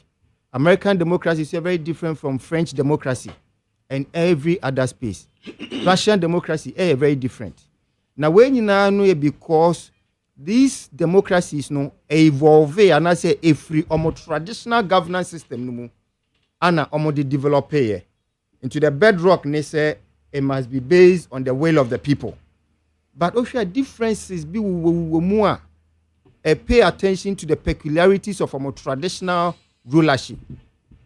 Now, over Africa, Yansheda Yentimi Enyanesa, into Portuguese American said the big bang of democracy. Relationship no anye the best. Eko na as a between traditional authority, any administrative authority no, tembia na nasabri biara no tension elder omumu. Inti eteki leadership owo ahombrase, particularly political leadership ahombrase ewo nafa, which is one of the Christ-like qualities. Christ-likeness na ye here in public service no. Eteki sali da no wetimi e de ahombrase engage traditional authorities it said the Nkrumah ye and there ama nkoso ani mpumtuo aba. But 67 years down the line and 32 years of the Fourth Republic, Mijiri say Ebraba says recalibrate even Yemremuno, senior sa relationship ye pepe say eyeno. There ayema se femne say Nansia ya cost spend this in excess of 145 million. At the aye African Games. Na asantiman here $10 million. Wafa $10 million. Na yadia fixe one of the most important Miss Rominka, the second most important health facility yawo ewo Ghana ha. Na esese otumfo ankasa ede adesre eto ne manfo anim. No more contributions for it.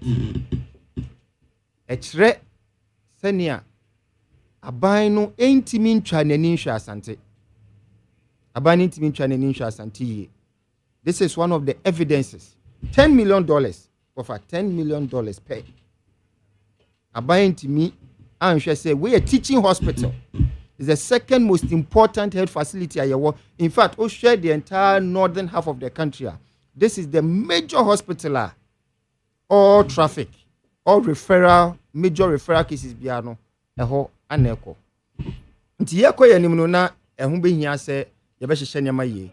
Enu nti na movement for change you say the sixth objective a constitutional reforms. Na sa constitutional reforms. And the next topic no na bit me asset no narrative no regarding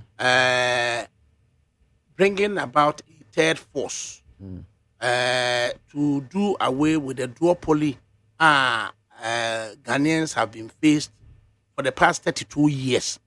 Now trying to bring a revolutionary change.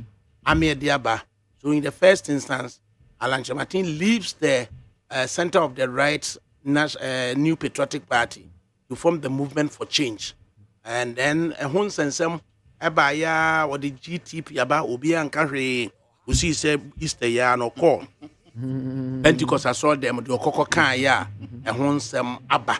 And try and Afidie. An alliance with the NIM and other smaller parties to bring about that revolutionary change. So, is that enough to jettison the duopoly of MPP NDC? The part of the objective of the movement for change is a constitutional reform. So reform no ebema other major stakeholders in our national development no ebenya legal position to be part of the governance system. How do we say ye booming? Directly no, we don't have a role for our traditional leaders. How do we say ye booming? A body like Trade Unions Congress, workers in Ghana, they don't have a direct role in the government in terms of a say. Intino, constitutional reform, we are committed to it every year. But the colossal Alan Kwejo Martin, Christ-like leader, Bema Nyonyam for wonim die, essence wo suban, ho brase one alpha, no ye leader of integrity, abri biara no, o de ne bibia hye ne se otimi ye, emani gine ye, esumuno. Ode innovation ato ho in the great transformational plan. Sa GTP no, 15 pillars in 6 clusters. Now, ode to ho no, ana different political entities. Progressive political entities are omo hwa omo nso didi se Ghana hia nsakraye e na manyo se mu no omo ahwe mu steady age atum se ade papa edi ato ho de eye de aye nyina ya hwehwe se ebesi wo Ghana amanyo se mu no anode ato ho no nti yane omo ending komo san komo no na advance a ene together with the national interest movement Dr. Abu Sakara aneda no ye come into the Alliance for Revolutionary Change. Wafa, abrebia emamu beye den te se bebia ye osisi yi. Mebunu enye ni da so ehun se omo kwa na omo ba. Amamuo no esese utimi ehhehye niama abema citizens ho atomo omo ahehan omo na omo ehun se oman ye mu no omo future. Se no antimi amba eye major security threat. A major security threat. Into Besha, Upper Volta, Burkina Faso, na Yiku Akobem. Obesha Yabako se munu in 79, in 81. And most of those usually they are violent in nature. And before Abane Kraba be Sihono, Nanyama Bebre, I say the important thing Alan Tremantin's movement for change is a creative avenue for the disenchanted young people to know say we can bring about peaceful revolution without blood, revolution without destruction, but revolution that will change the status quo. Ebe yibo 10 people in NDC esin chain na yenyina yetimi aka. So what is the motive of the movement for change and then all attract smaller parties and other sectional interest groups from that's the first one and it say you bet me a breaky sa NPP and NDC hold of the past 32 years no and the first one now say you succeed here no you say be form a government of national unity because there are two parties here and they say tembiano they are brony freno winner take all. The MPP na was it doesn't matter o quality any brilliance or so long as I won't can only and found can o can who be cry na say o ye very crudging any pepe nyama o ye mo yen time found can they say the am for one can who at silent Martin a bit too obvious.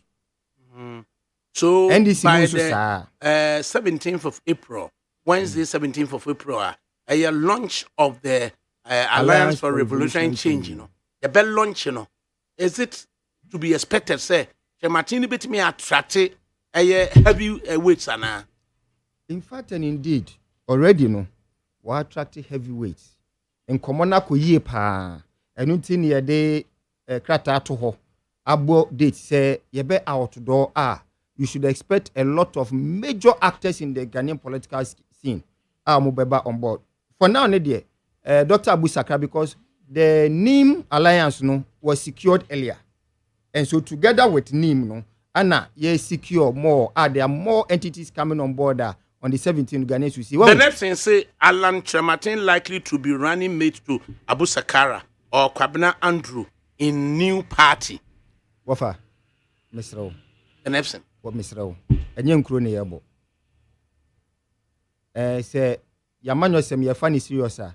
People are benefits should not be able to utter a word in anything prediction. Inti Mr. Wait there. Mr. Out there people and Danny Butu. Oh, Danny Butu ni anko yanim. Onwa Ankasa should be ashamed say a name remotimi sorry etro paper so ton. But you be candidachi. Benefsin. Oh, you be candidachi. Hey. Or there be Ghana's foremost poster. Well, for media work, any post in based on credibility. Into my prediction, you are suggesting so we need credibility. Prediction 1, and Bemu 2, and Bemu 3, and Bemu 4, and Bemu 5, and Bemu 1 kasa ese opake ho. Nti ode bo fa mamen kama sem. Ma Peter Mremubi. Mate. Na yebasa ba so. Mate. Peter, doing away with the duopoly. Martin to attract major political actors by Wednesday, April 17. About MPP for who ana? ADAKABRI, Edin Kano, my main five kwenya iso. Na memo na nado danko Akufo-Addo one the vice president Dr. Bawumia na fi memo Ghana fo nyina abaso say nhwehwemu a abeta bontin sesiei World Economics, one of the highly respected think tanks UK. Research nyina kyerɛ sɛ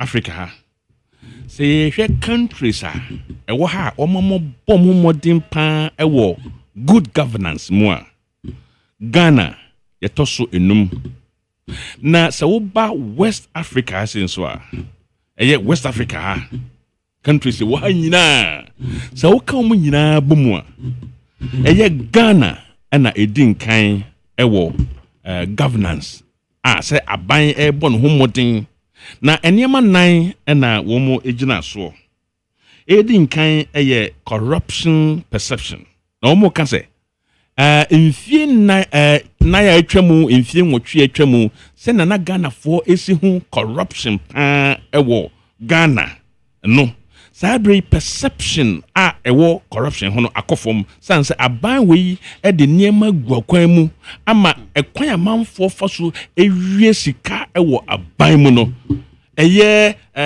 dictation dictation ye de gu akwan mu ema transactions ye nyusu cash physical cash ene keka woni ntino aboa ama sa perception no akofom eno plus to Ghana as a country.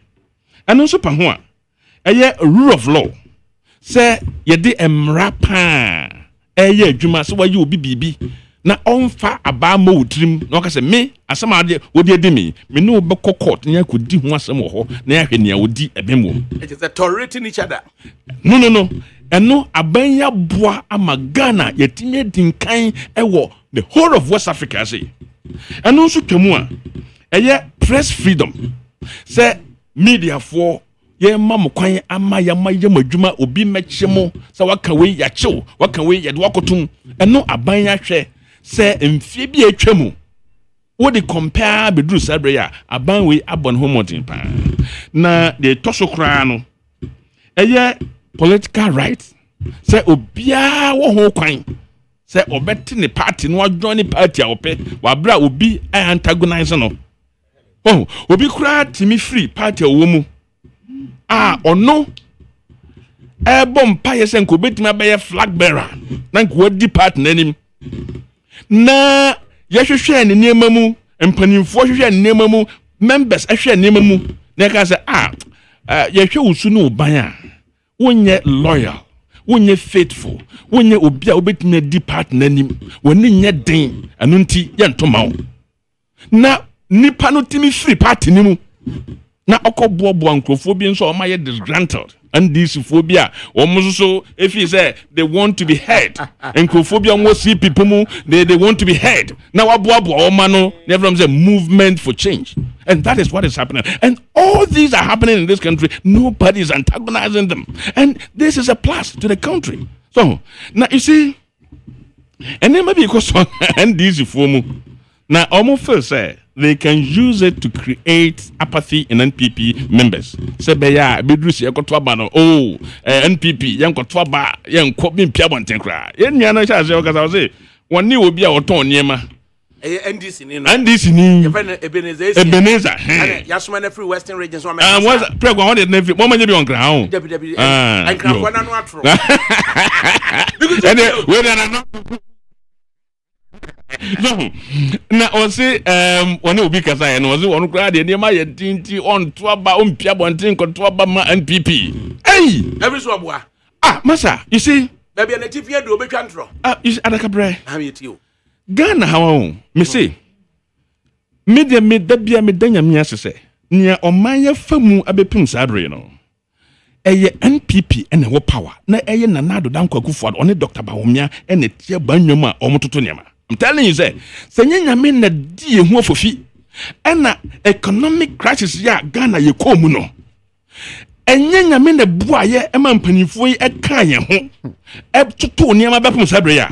Nka Ghana enei nka de nsa agueti. Nka hwehwem kese pa na to Ghana. Say andis na wa ba mu a sabre ADAKABRI nka nkrofo beton wo mo ma no mjedidi. Say hwe Ghana how you see me aye CD and dollar rate na sisa no me anyame ngongo, and it will continue for some time and will come to stable. The entia ebe stable no ana me be chire. You see Ghana ha unim say ye niema dodo na ye yusu no ye niema ye fafira mano ne na eba anam say fafira mano nti se hu be hia say ye kofa bebre ne de ba etwa say ye nsika na ewo Ghana ha no ye convert into dollars na so be hia enfie bi na etwa moyi ewiase nyina yare ba ye no ye kan say obi antena fie economic activities nyina ye standstill ye mfa bibi mframa no ne ma ye mfa bibi nkwa abonten eba asa no niema ewo market no ne nyina ehya sese ekofom esa na esa no nia amanfo ade agu dem a eno sa am yeba omuyiri nyina baaye, and that is what causes inflation. Se nipa to do na rashe na omo kope ade a wo market ya nipa bebre no hwehwe na ade ni sua na oboko wa mfa ne ntama obi fa enu nti nipa na oton no o man se ebu bi odeje na odeje echese nya food inflation kwa na affect no enye no kwa items are nya from no nyina because that time na you lock it down no things were not coming production me that time na mo UK as a shortage amagana enu na banya ya de kura no because kakra ye boy mo say you betumi dia ba na ye de buy and you sustain ye na o hwe production company BMA, it went down to about 25%. So I say lower to 25%. Lower to 25%. Because yes, obi antra fie. Nipa kakra na twa so omko ya adwuma. Production reduce. Everything went down. And nunti so yansa lie. Yansa lie okroma. Even petrol kra yan shoto. Ya rane say ye da sum dun somo. Prices went high, yet we could get it. We could get it. They are there. Although the prices are high. Na aban we modema wabono. Edru say ye remove lockdown no. Na etwa say enema any market no. Omo ye businessmen, omo kofa biba. How did they do it? Etwa say omo convert sika no into dollars. No mo dey kwam on akofaba. And when they were converting the money into dollars, we say, baby, now see, you know, because that was the time everybody was converting to go and bring the stuff. A rush. And a speculation. Exactly. Now, no, Omukofaba, na Yerebeku market, na Amanfo ato na eko, na Yedi kakra gu ho, na nkofo akofaba. Enti gradually, no, na market, no, saturated. So the more we bring the items into the market, na market, no, be saturated, and na inflation is stable. That is how. It's just a fiscal policy, and yensam sa. Dabi. Abayna ya dear papa.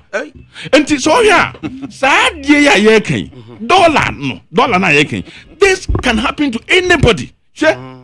If you are saying na. The inflation rate equals to US no. Time and in various countries. In various countries.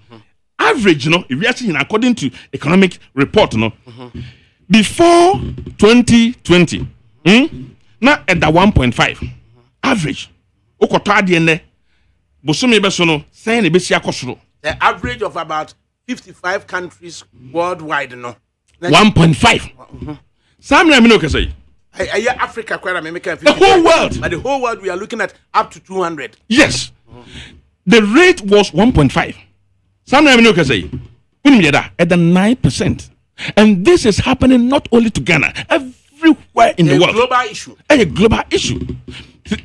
UK is here, is in recession. And Germany is in trouble. Okay, Japan in recession as you're saying. Recession is economy no say na esi grow no.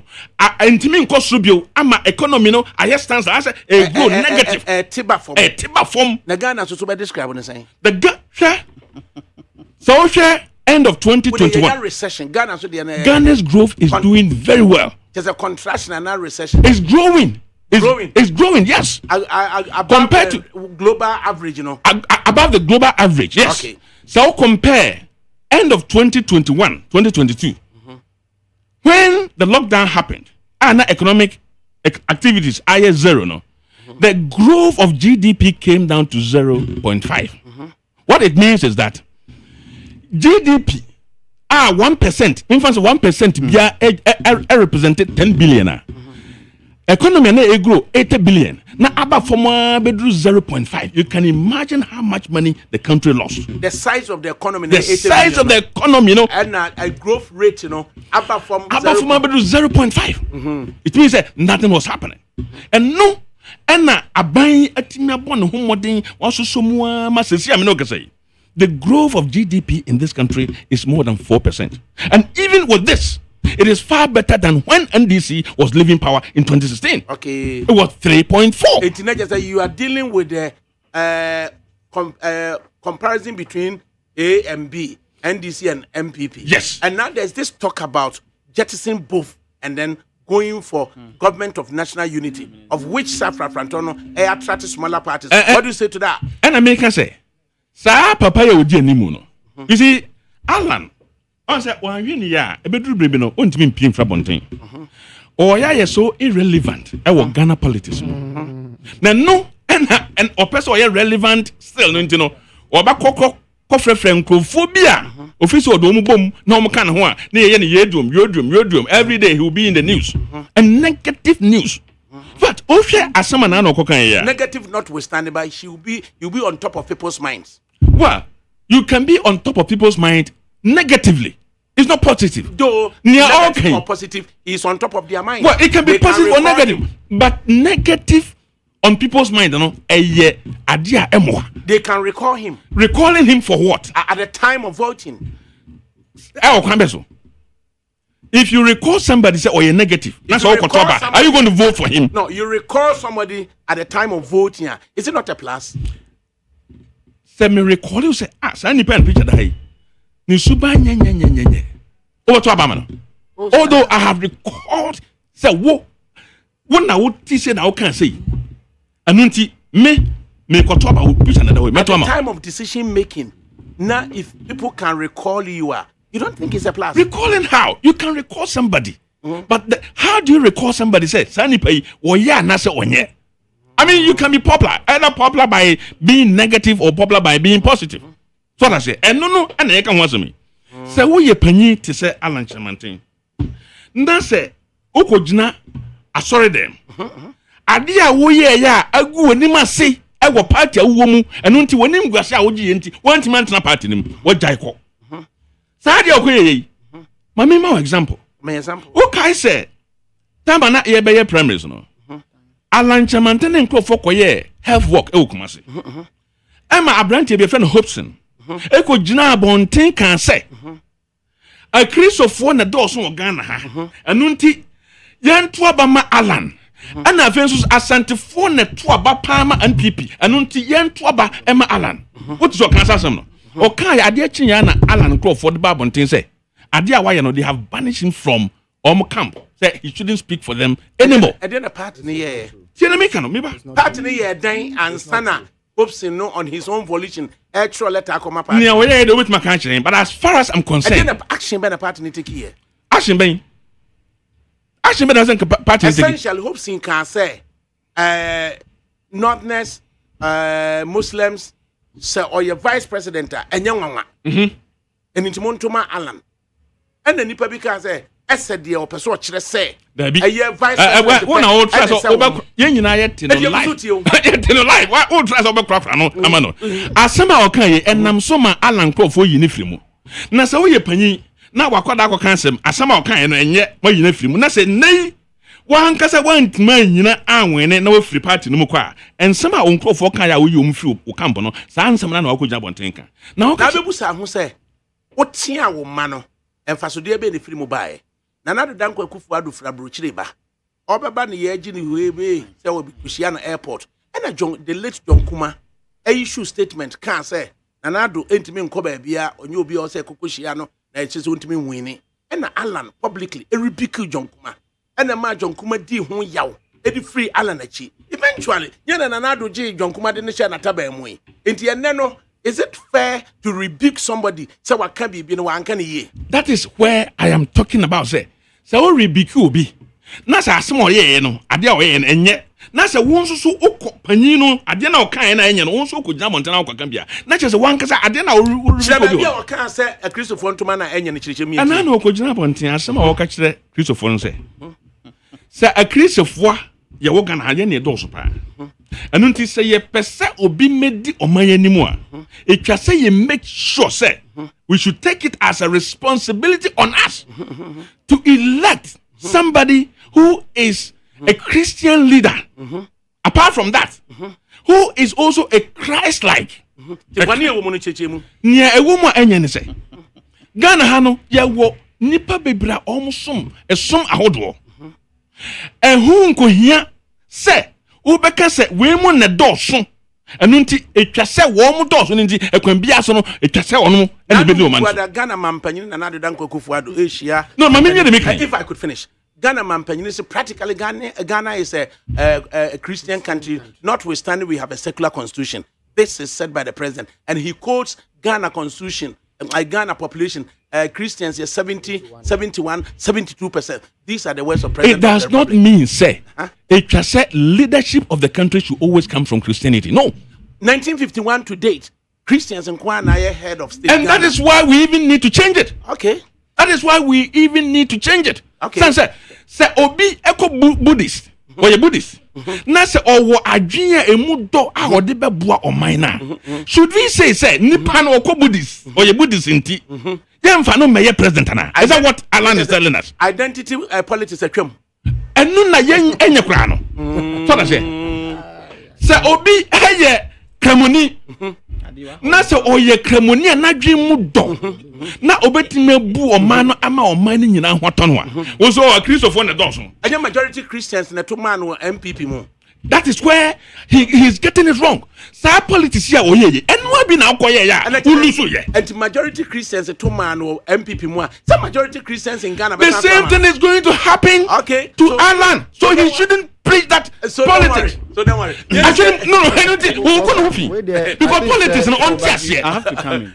On test. Okay. Small intersection kakra bi wo your kan yimu. Na yemra so identity politics o se atwam. O se chamatia ye bone kese pa e wo aso dem ko gina ya. O se Christians like minded. Entuma Christian, not Christian hunu be a Christian ba ko wo another group or ye Christian so be na or ye kwariam just or winsa into yempe Christ like one yo ye nyankro pompa Alan why Christ like is he Christ like is he a Christian leader yes and the only question is he a Christ like is he a Christian leader and the only and why person to vote for him because he's one of them. He's a Christian leader. Okay. Is he a Christian Christ like?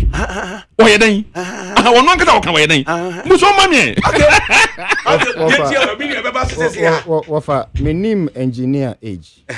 But me jidi say oti 32 free mo enu achire. Just a little over 50. Okay. 32 onu fi 32 free mo 92 time mo for me NPP no. No 18 years. Secondary school crowd free. No 18 years. After no secondary school. Senye bonia ya. O metina studio wi akete ya meka say a founding member. The chair of the Young Executive Forum. Founding member. Only di omu generate sika. E de share party ya bepomone. Ene sebi minyi ye wanyi se me. Now so even in service to the party as a communicator me din anim until I left. Na studio ha. Advance arguments. Now also MPP. Of course, national communication team member. Oh, okay. Me Kasama party. I said Chamatia ya bone. No, me kamba. More especially say obey Christ like leader. No Chamati no busa question say. Obey Christ like leader na. Aha, na wote ha. Na wote ha kase. Obi ti sa la Chamatin. Dia wa ye abwa party nyina bepum na ene as engineer me gidi say onye mu contract eye nti odi say you have to defend the one of the dient no free London aba Ghana ha ene no obeka say Alan mu enye lawyer adabraka Alhaji Baumia ane papa mumu ni Baumia ebitre dombo to Nkrumah edg position asa papa mumu ni Baumia na was an ambassador to Saudi Arabia under Jerry Rawlings. Sani papa mumuni Baumia na as NDC executive NDC member. Man scholarship or call land no question ade ni ade baye. Eyi kwamnatufo ana de no call Bank of Ghana. Ono cry the party eni mu ene. Na obeka loyalty against Alan Chematin. We don't want to go there, we will not go there. But how did we get here? Alan na asemo kan no boni benum o say Ghana is predominantly Christian. That is a statement of fact. Sense Ghana of man panyini say 2021 section. Christian country. I see a practically anunti no. Time or presented no. I see the battle is the Lord's. You see the battle is Allah. Ayo anunti and on say Nyankopon wa hu. O say obe enyu ayenyu, obe ehia yehye. Ne mo nya atwomfo de ochiemo pom fa nenum. Enim guase a ato aban ye ne. Because of sa conduct no. Who paid there? The battle is the Lord's. Unsa so mu there, usunku. Sa nya atwom no, yemfa mbuba ma ne nyeye. Sa nya atwom suban yemfa mbuba ma ne nyeye.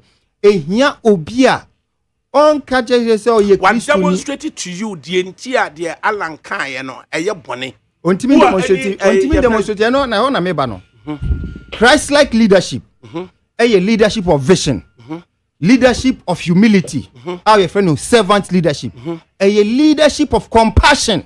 A watema a manipa. A sense of leadership based on integrity.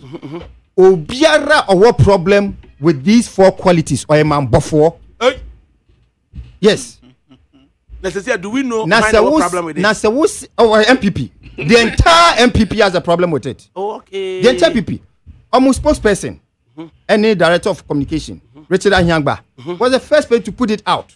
Subsequently, Prime Minister de facto, Gabia Sauchedakun, spoke about it. They've all been speaking about it. But see, the hypocrisy. But they are worried. They say any vote to Alan is a vote against MPP. Any vote to Alan is a vote for Christ-like leadership against the dishonesty of the MPP. Against the hypocrisy of the MPP. So they are fighting back. Say, President Kufuor Kadia, hallelujah. Say, Alhaji Baumia Kujina, Muslim for say, they are selecting me because me a Muslim ni. Na muni say, ehona me koma ye Muslim phone na. Iti mun support me. No, ni musi ya record no. Eba abonten kra no omo mom. Eba abonten ananka engineer.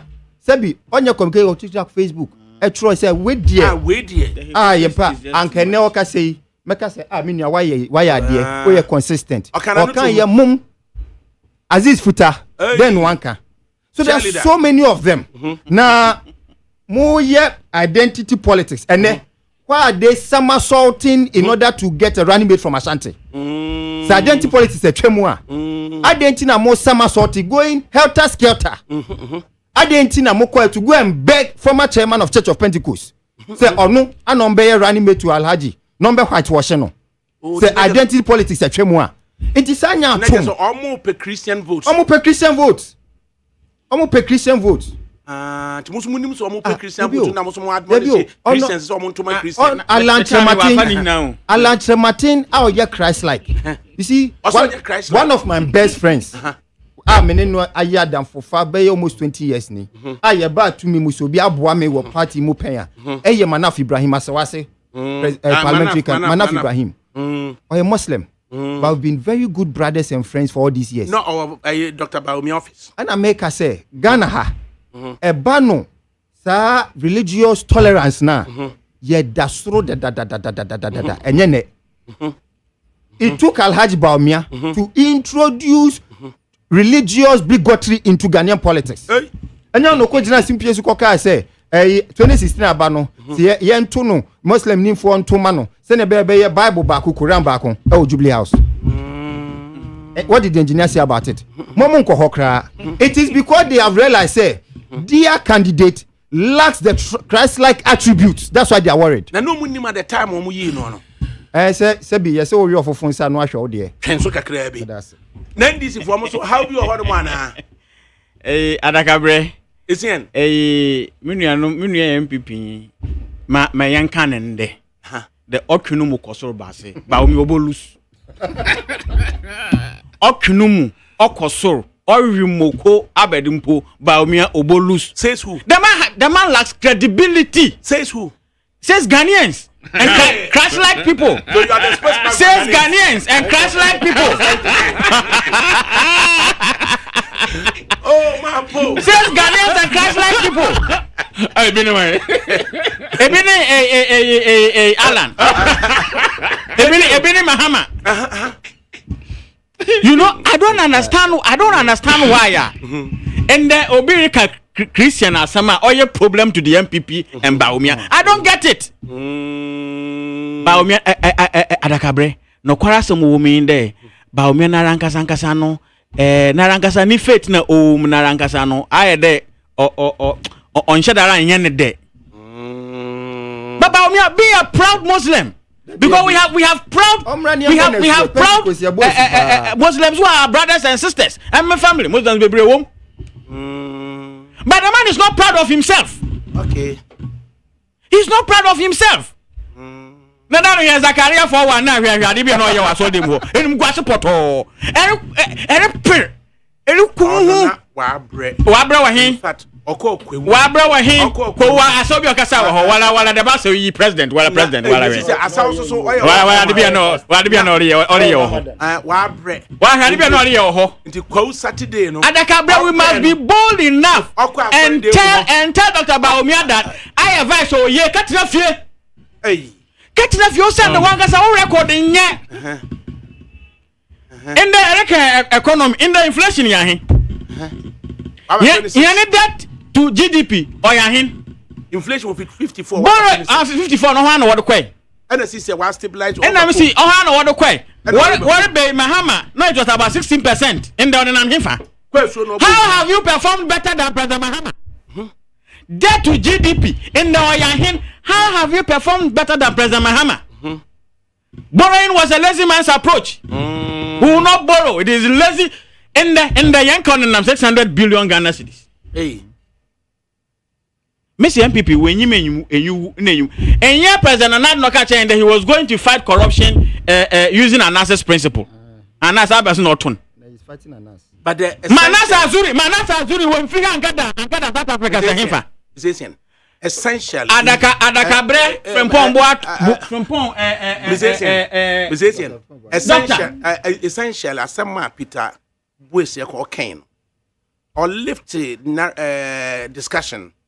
I say challenges are the whole world you facing. Sisiala Ghana growth rate no or ye above global what rating. I say inflation Ghana Sisiala ye boy humozen above the global. The challenges are union global in look at the England UK they are on recession yet Ghana is growing. What have you got to say to rebut what he said? ADAKABRI. ADAKABRI. Countries here we are no. We are interlinked. Baby see baby otumu affect baby. Oh, you understand? But in yanda there may linkage na connection no or ba. It has always been there. It has always been there. Inti that issue ne de yempeda ebete UK on no UK na why then waba comparative analysis ya wo Ghana maame na o se we boto abank nzama no bu kofom afide no bu na so na ore then orukọ no yes me be yara mo tonsu o se eboa oh so no na sama me ken no yen ne de no ore kan me so obeye hon today a magic. Okay. ADAKABRI Ghanaians are struggling and suffering. Oh, in what sector? Every sector. Oh, baby, Anna. Oh, education. Hey, in the here, more from a form 1 for working for 3 months. Wako school 2 months. Working for 3 months. Banana form 2 for wakwa. Na say you was sika. Sanke the best see adan. Na asyo sika bebrebe. Edioko tutu amuna galamsey site. Ese the be cathedral. Oh, abanyansa no wom. Abanyansa no wom. President Anado all for play who na Ghanaians. What say? Okasa obi no ho. Okasa obi no ho. Where we have gotten to. Order yetum ya kana kwa kire MPP fo. Eno ho na we say here there. Ya pem. Na me oya ba waka ba me na sempo na mu hu baby a was na nam. Because Papa obey. One lie after there akohwi odi a no orokọ no oreba odi no orokọ no oreba ona edumo yanyen.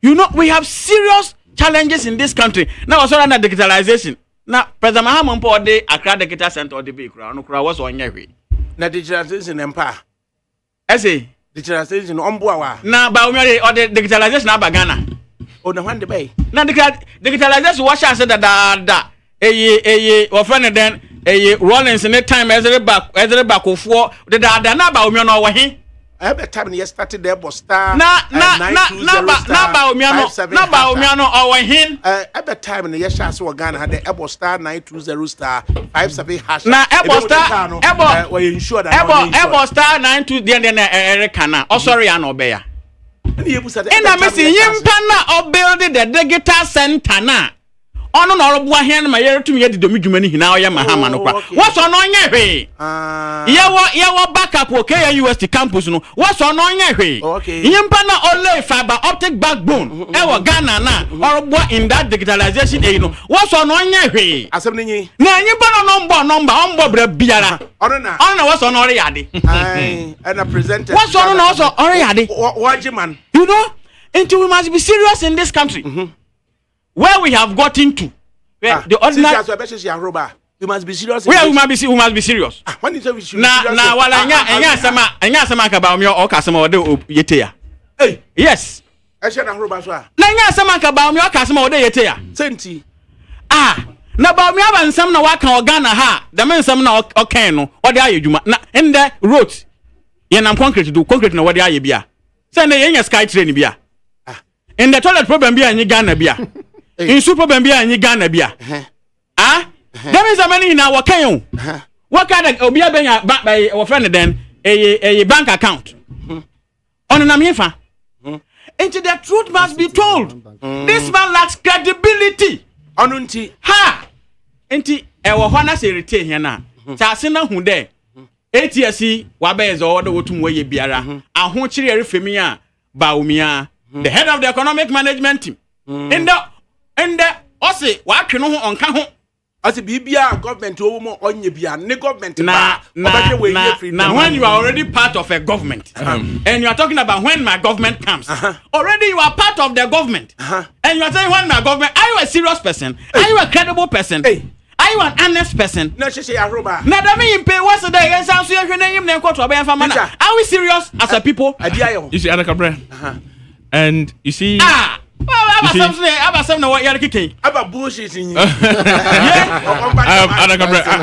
think that probably NDC4 they should search more. Now, what's with your Western region about home?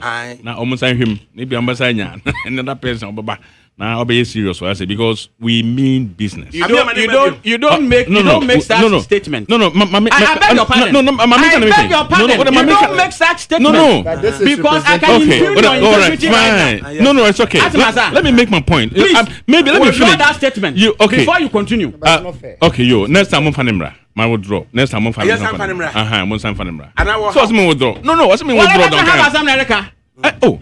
Na bi susuma bunfu. No. Susuma bunfu miso.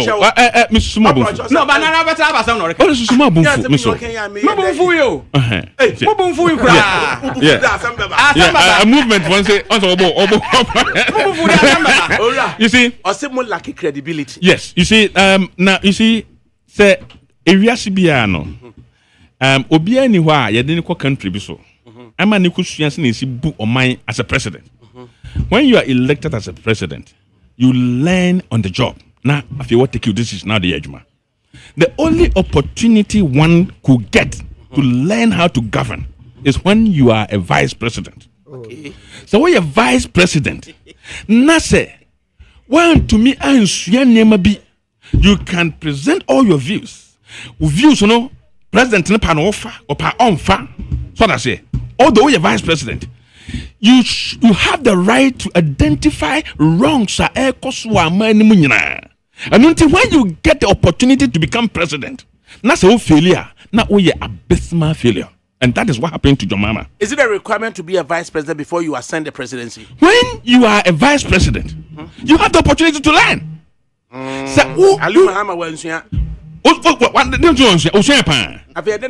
He never got a chance to be the president. Okay. He never got a chance. If he had the chance, he would have done something far better than John Mahama. Okay. And in this country, it is only NDC that has had the chance of producing 2 former vice presidents. So that's it. Yeah, can't bahomia. Any part what me nimu amagana in terms of digitization. So the economy I don't know. I'm economy. It is far better than even NDC 4 times. Bibia anywhere. Na esi omo kwan. So me no kata sesi e. Enam say yetumi introduce people. E wo yen habonti. Yen revenue yetumi double no. 100%. Say uko ebi na wo kan say. Say wo car insurance a. Wo de airbox car nanim ama a block view no. Yasesa no yemfa krata ntare ho se police ni chiwa eno ansa wabo wo car number na ayi se wo car no ya insure na se insure wana de bae se o ko pe passport a se wo beko na wo de line so na akasa o mi penentem Mr. 100 cities na fafa akire ho ne yanyama me no ba ho mi ase da bi yanya ne sa internet so go online apply, they will give you a date, go and collect your passport. List well na napuku so that's it. Mahmudu, I have a different view contrary to the assertion that Dr. Bawumia is not a proud Muslim. Dr. Bawumia is rather dishonest. He is just playing on the minds of both faiths, that is Christian and Islam. His indecisiveness is very intentional. He thinks Christians will be gullible to like him if he is discussed as someone who likes the Christian faith. What he forgets is that there is a fundamental question that the Christians will ask. If you so like Christianity, why not join us? You see, Ghana, Christosum, any Muslimism, any other Sumnekahono. You need assembly with them. And say, Obi, be leader. And no quan say a cancer, Sunny Pawi. It can say, oh, yeah, a some way nipa, and son of a leader. Wouldn't say Ghana, sa hypocrisy, no, and none ama ye tiko ye chibibreno. A baby chamu, Mamika Micho, a baby chamu. Sankophobia, almost sorry, ya, na omuye de say. The entire Ghana economy enkoso. And they say, ye national event, ye poor libation. They spoke against it to the point, say, Tama Atamas by a president. One also, Ama me a Christian. Me a Yesu representative our Ghana. Christ-like, or no? Me so Christ-like go. Anunti pouring of libation or may cancel ye. And in be I cancel ye no Ghana economy. I had the best in the whole world Ghana. You see, and you know, and I did boo mine. Name nipa will be to me aje. So are you seeking to break the Christian hegemony in Ghana now? Seeking to break Christian hegemony, saying. The main person say. From what you are saying, are you looking to break the Christian hegemony now? No, what I'm trying to say is say, sa tag na yede tu ye ho so. Any division na yede ba ye mu awe in politics mu no. Enya de beboa. Na Nigeria with 53% Muslims has a president and a vice, all Muslims. Is it a problem for Nigeria? It is not. So why would you be worried? So because the Christians in Tumano. And we have other countries in Swa. Omoye Christians are Muslim di omso. Oh, there's so many countries. I don't need to. Mrs. Senegal, almost president. Oh, you're Muslim. What? And a Senegal, a Christian country, say Muslim country. Predominantly a Muslim, but they are Muslims, no, and a doors. La Côte d'Ivoire, Muslims, 43, 40, 48, 49% Muslims. And Côte d'Ivoire, almost president on anything. Are you Muslim? Watara no, the point I'm trying to make is say it is not a matter the opportunity now I'm explaining who ye the point I'm making is say it is not about nipa religion nemum say nipa capabilities so why since 1951 a young Muslim and president of Ghana. It doesn't matter. Say at that time, if you were better Musabrino, say nipa be a masro Ghana for be who says any pay. Obeti me bu mana. I didn't even vote for that person. Muslim, I vice president. No, we're complaining that. What saying? So I vice Muslim, president. Your vice president. What Muslims are complaining? Say vice president. No, you need swana. I'm complaining. I didn't know I'm complaining because the vice president is potentially a president. Yes. Same eligibility requirements. No. Any other vice. No. So you don't take the back stops on the president. No. It's a joint ticket. No. And a joint ticket. President.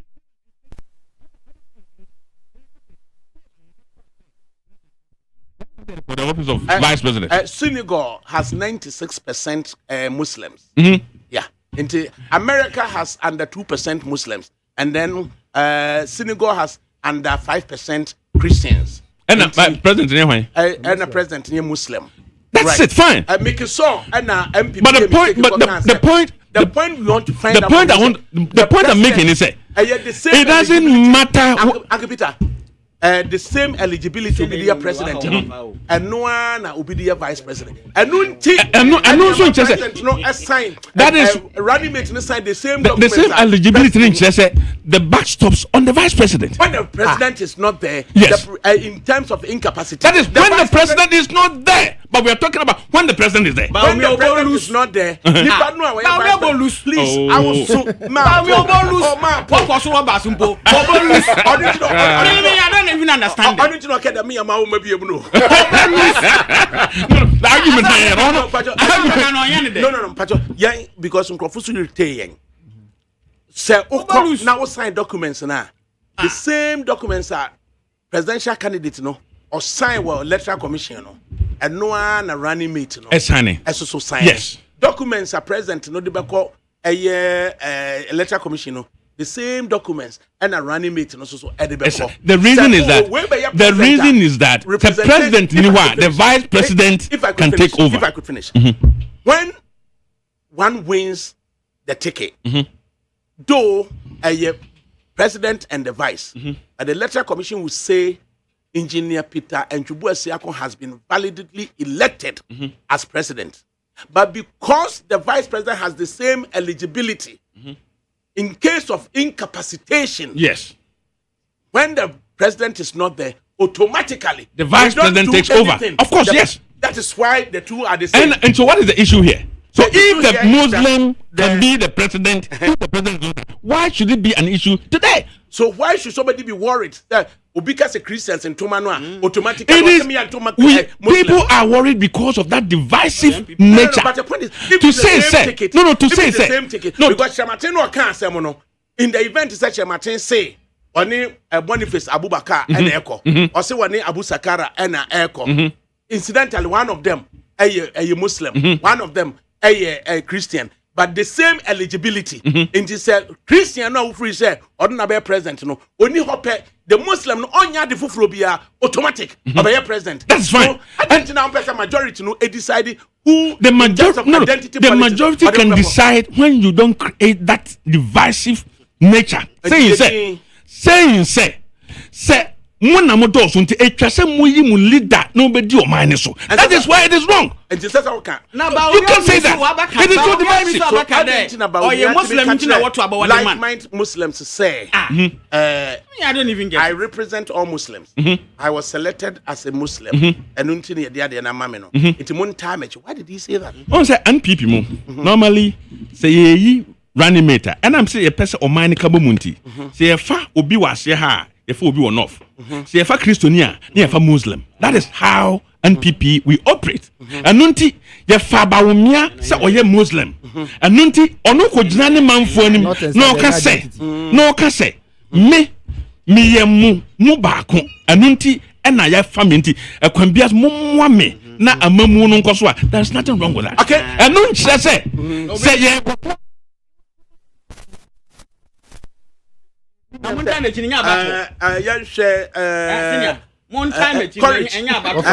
courage. There were 4 dominant majorities here in Ghana. Mapo, I now have a comment on that. There are 4 major majorities here in Ghana, and arguably there's a 5th one. We don't normally dwell on it.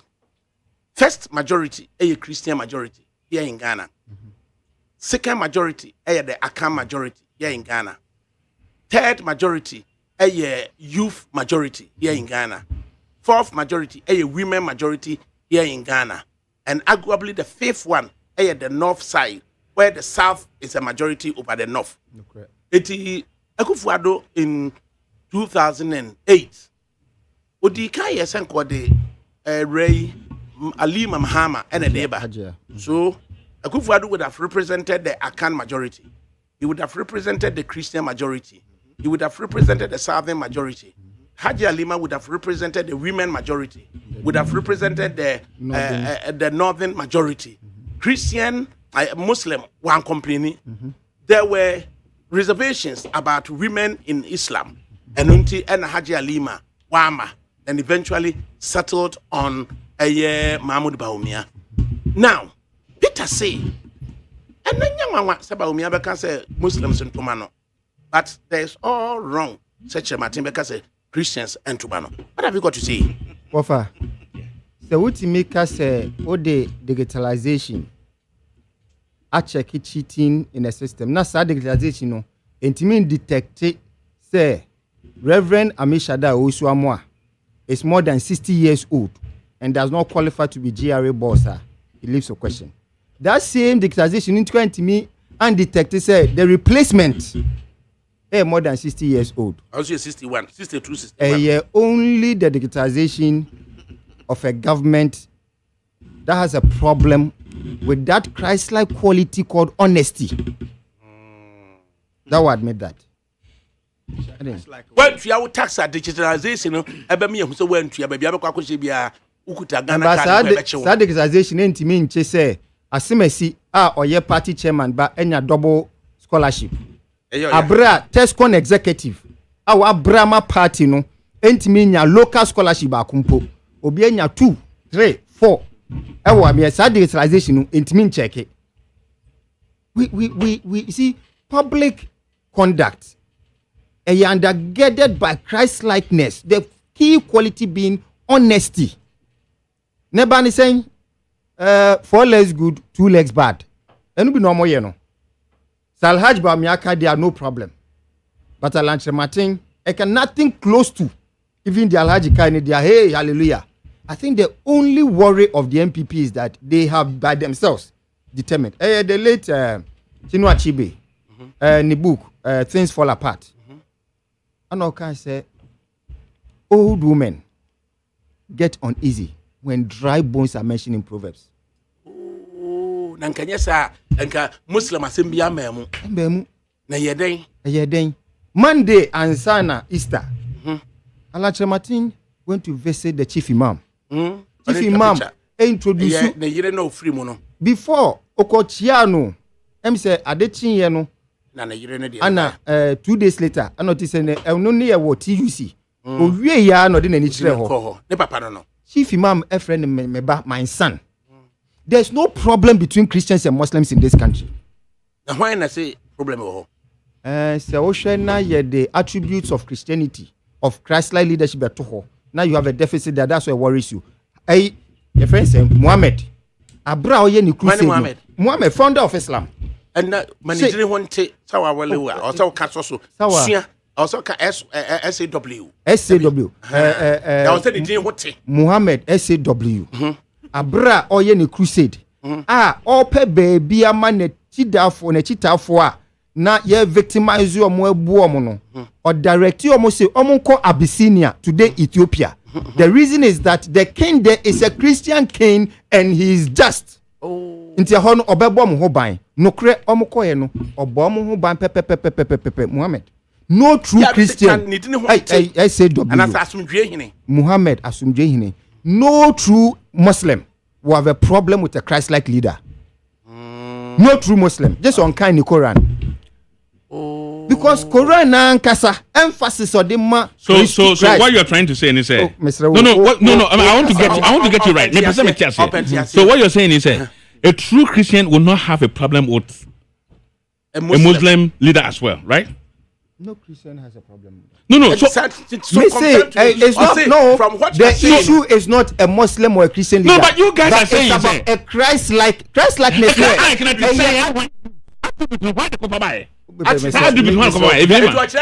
Attributes no. So ubedi commissioni ni didn't want Muhammad chia. ADAKABRI. Nyane attributes UK. No problem. ADAKABRI you know attributes. ADAKABRI is a Christ.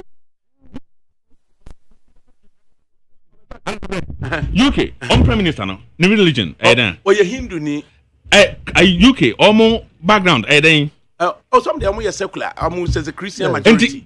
Christian majority me boy. Okay. Scotland omo leader why here?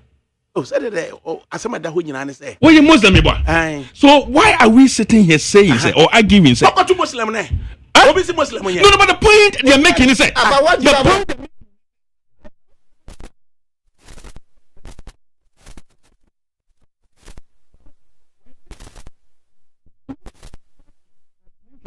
UPSA stand on the national television.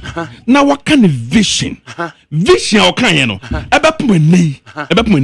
and this for even after front of war they have not been able to challenge any of them. Let me respond. So that's it.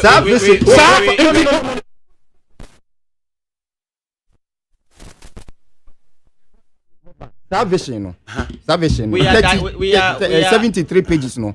73 pages, no. Check it about paragraph 105. 105 out of the 170. Share great transformational plan. The idea that says that we'll use public-private partner, particularly let the private sector lead infrastructure development. And not left here saying no, the country.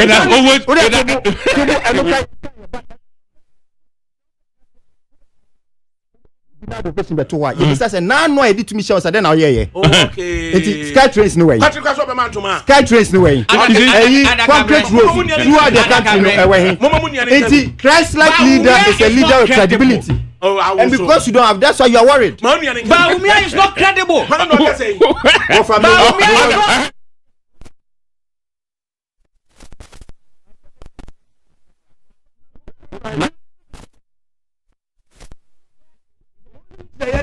Ebenezer Essien. Original NDC for name. Yes. And what's it then? Baumia onye credible. The man lacks integrity. Yes, he lacks it. Akwahwisam no wonenum. He is very deceitful. Ahana say at the house meba galamsey oye machines na watch no amede mema won hyehyw no. Now is Baumia not part of this government? Is he not an integral part of this government? He's a vice president. Why are they deceiving everybody, including you? Oh, I mean they can't deceive me. Okay. It will final comment. You know why are they deceiving everybody? Final comment. Me final comment on it there. Baumia you be on kanakwar. Hey. Akwahwisam wonanum. Hey. Ndabrabasam wonanum. Hey. Oyo obi okada hwesora or da hwefom. Hey. Kofi kum sentase. Sana so fita krade Kofi kum si. The best come from the west. The okay ni na wa bem pepepe.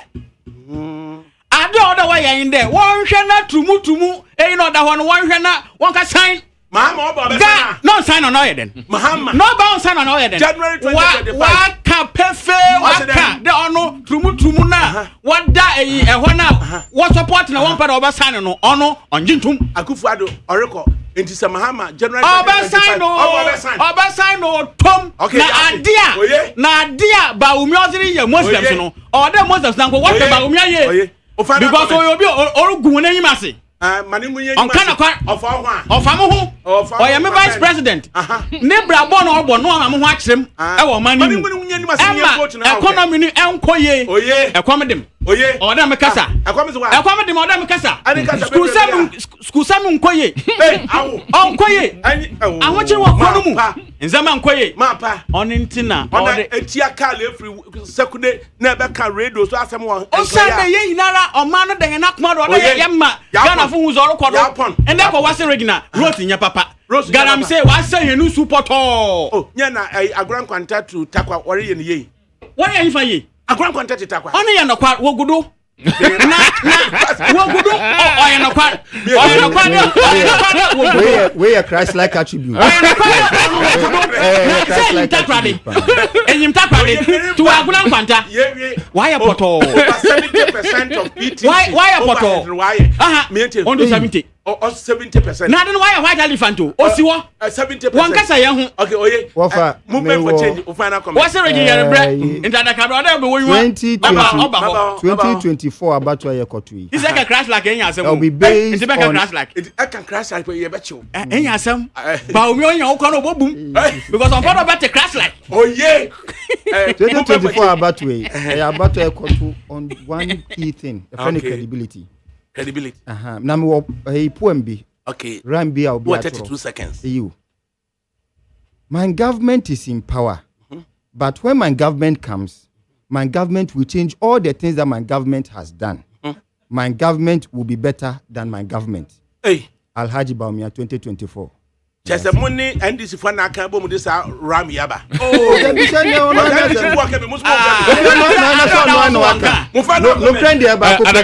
you see, one second. My government. Sir, you are in the same government. Sir, movement for change of way. Almost Makofa Abu Sakara or CPP. And all my friend for NDC move. Oh, Wednesday, 17th of April. And butterflies in his belly. Now, you see, Nina say, Bangomia, what kind of vision? Or say, Senyame, Ayana Dumno be president. And name Bia, or no, and who say, a bebwagana for a bar we into mania, or bar obey. What a quite of Bafaswa, ye energy sector, obey Wajuma. Now, Unim, and PP.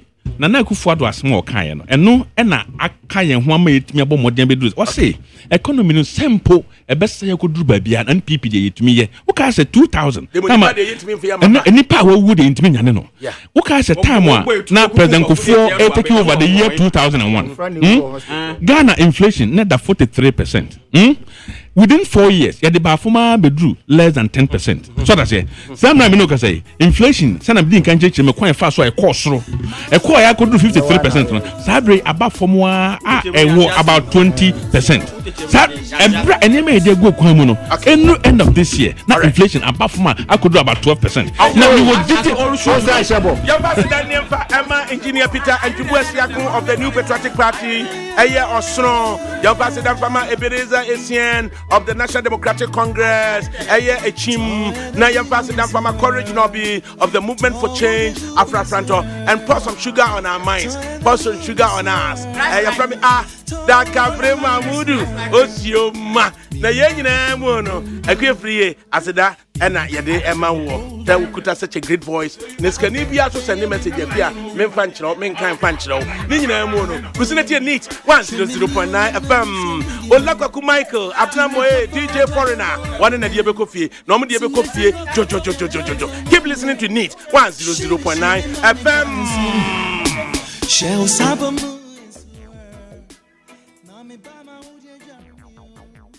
Shell Funumuja Nami Bama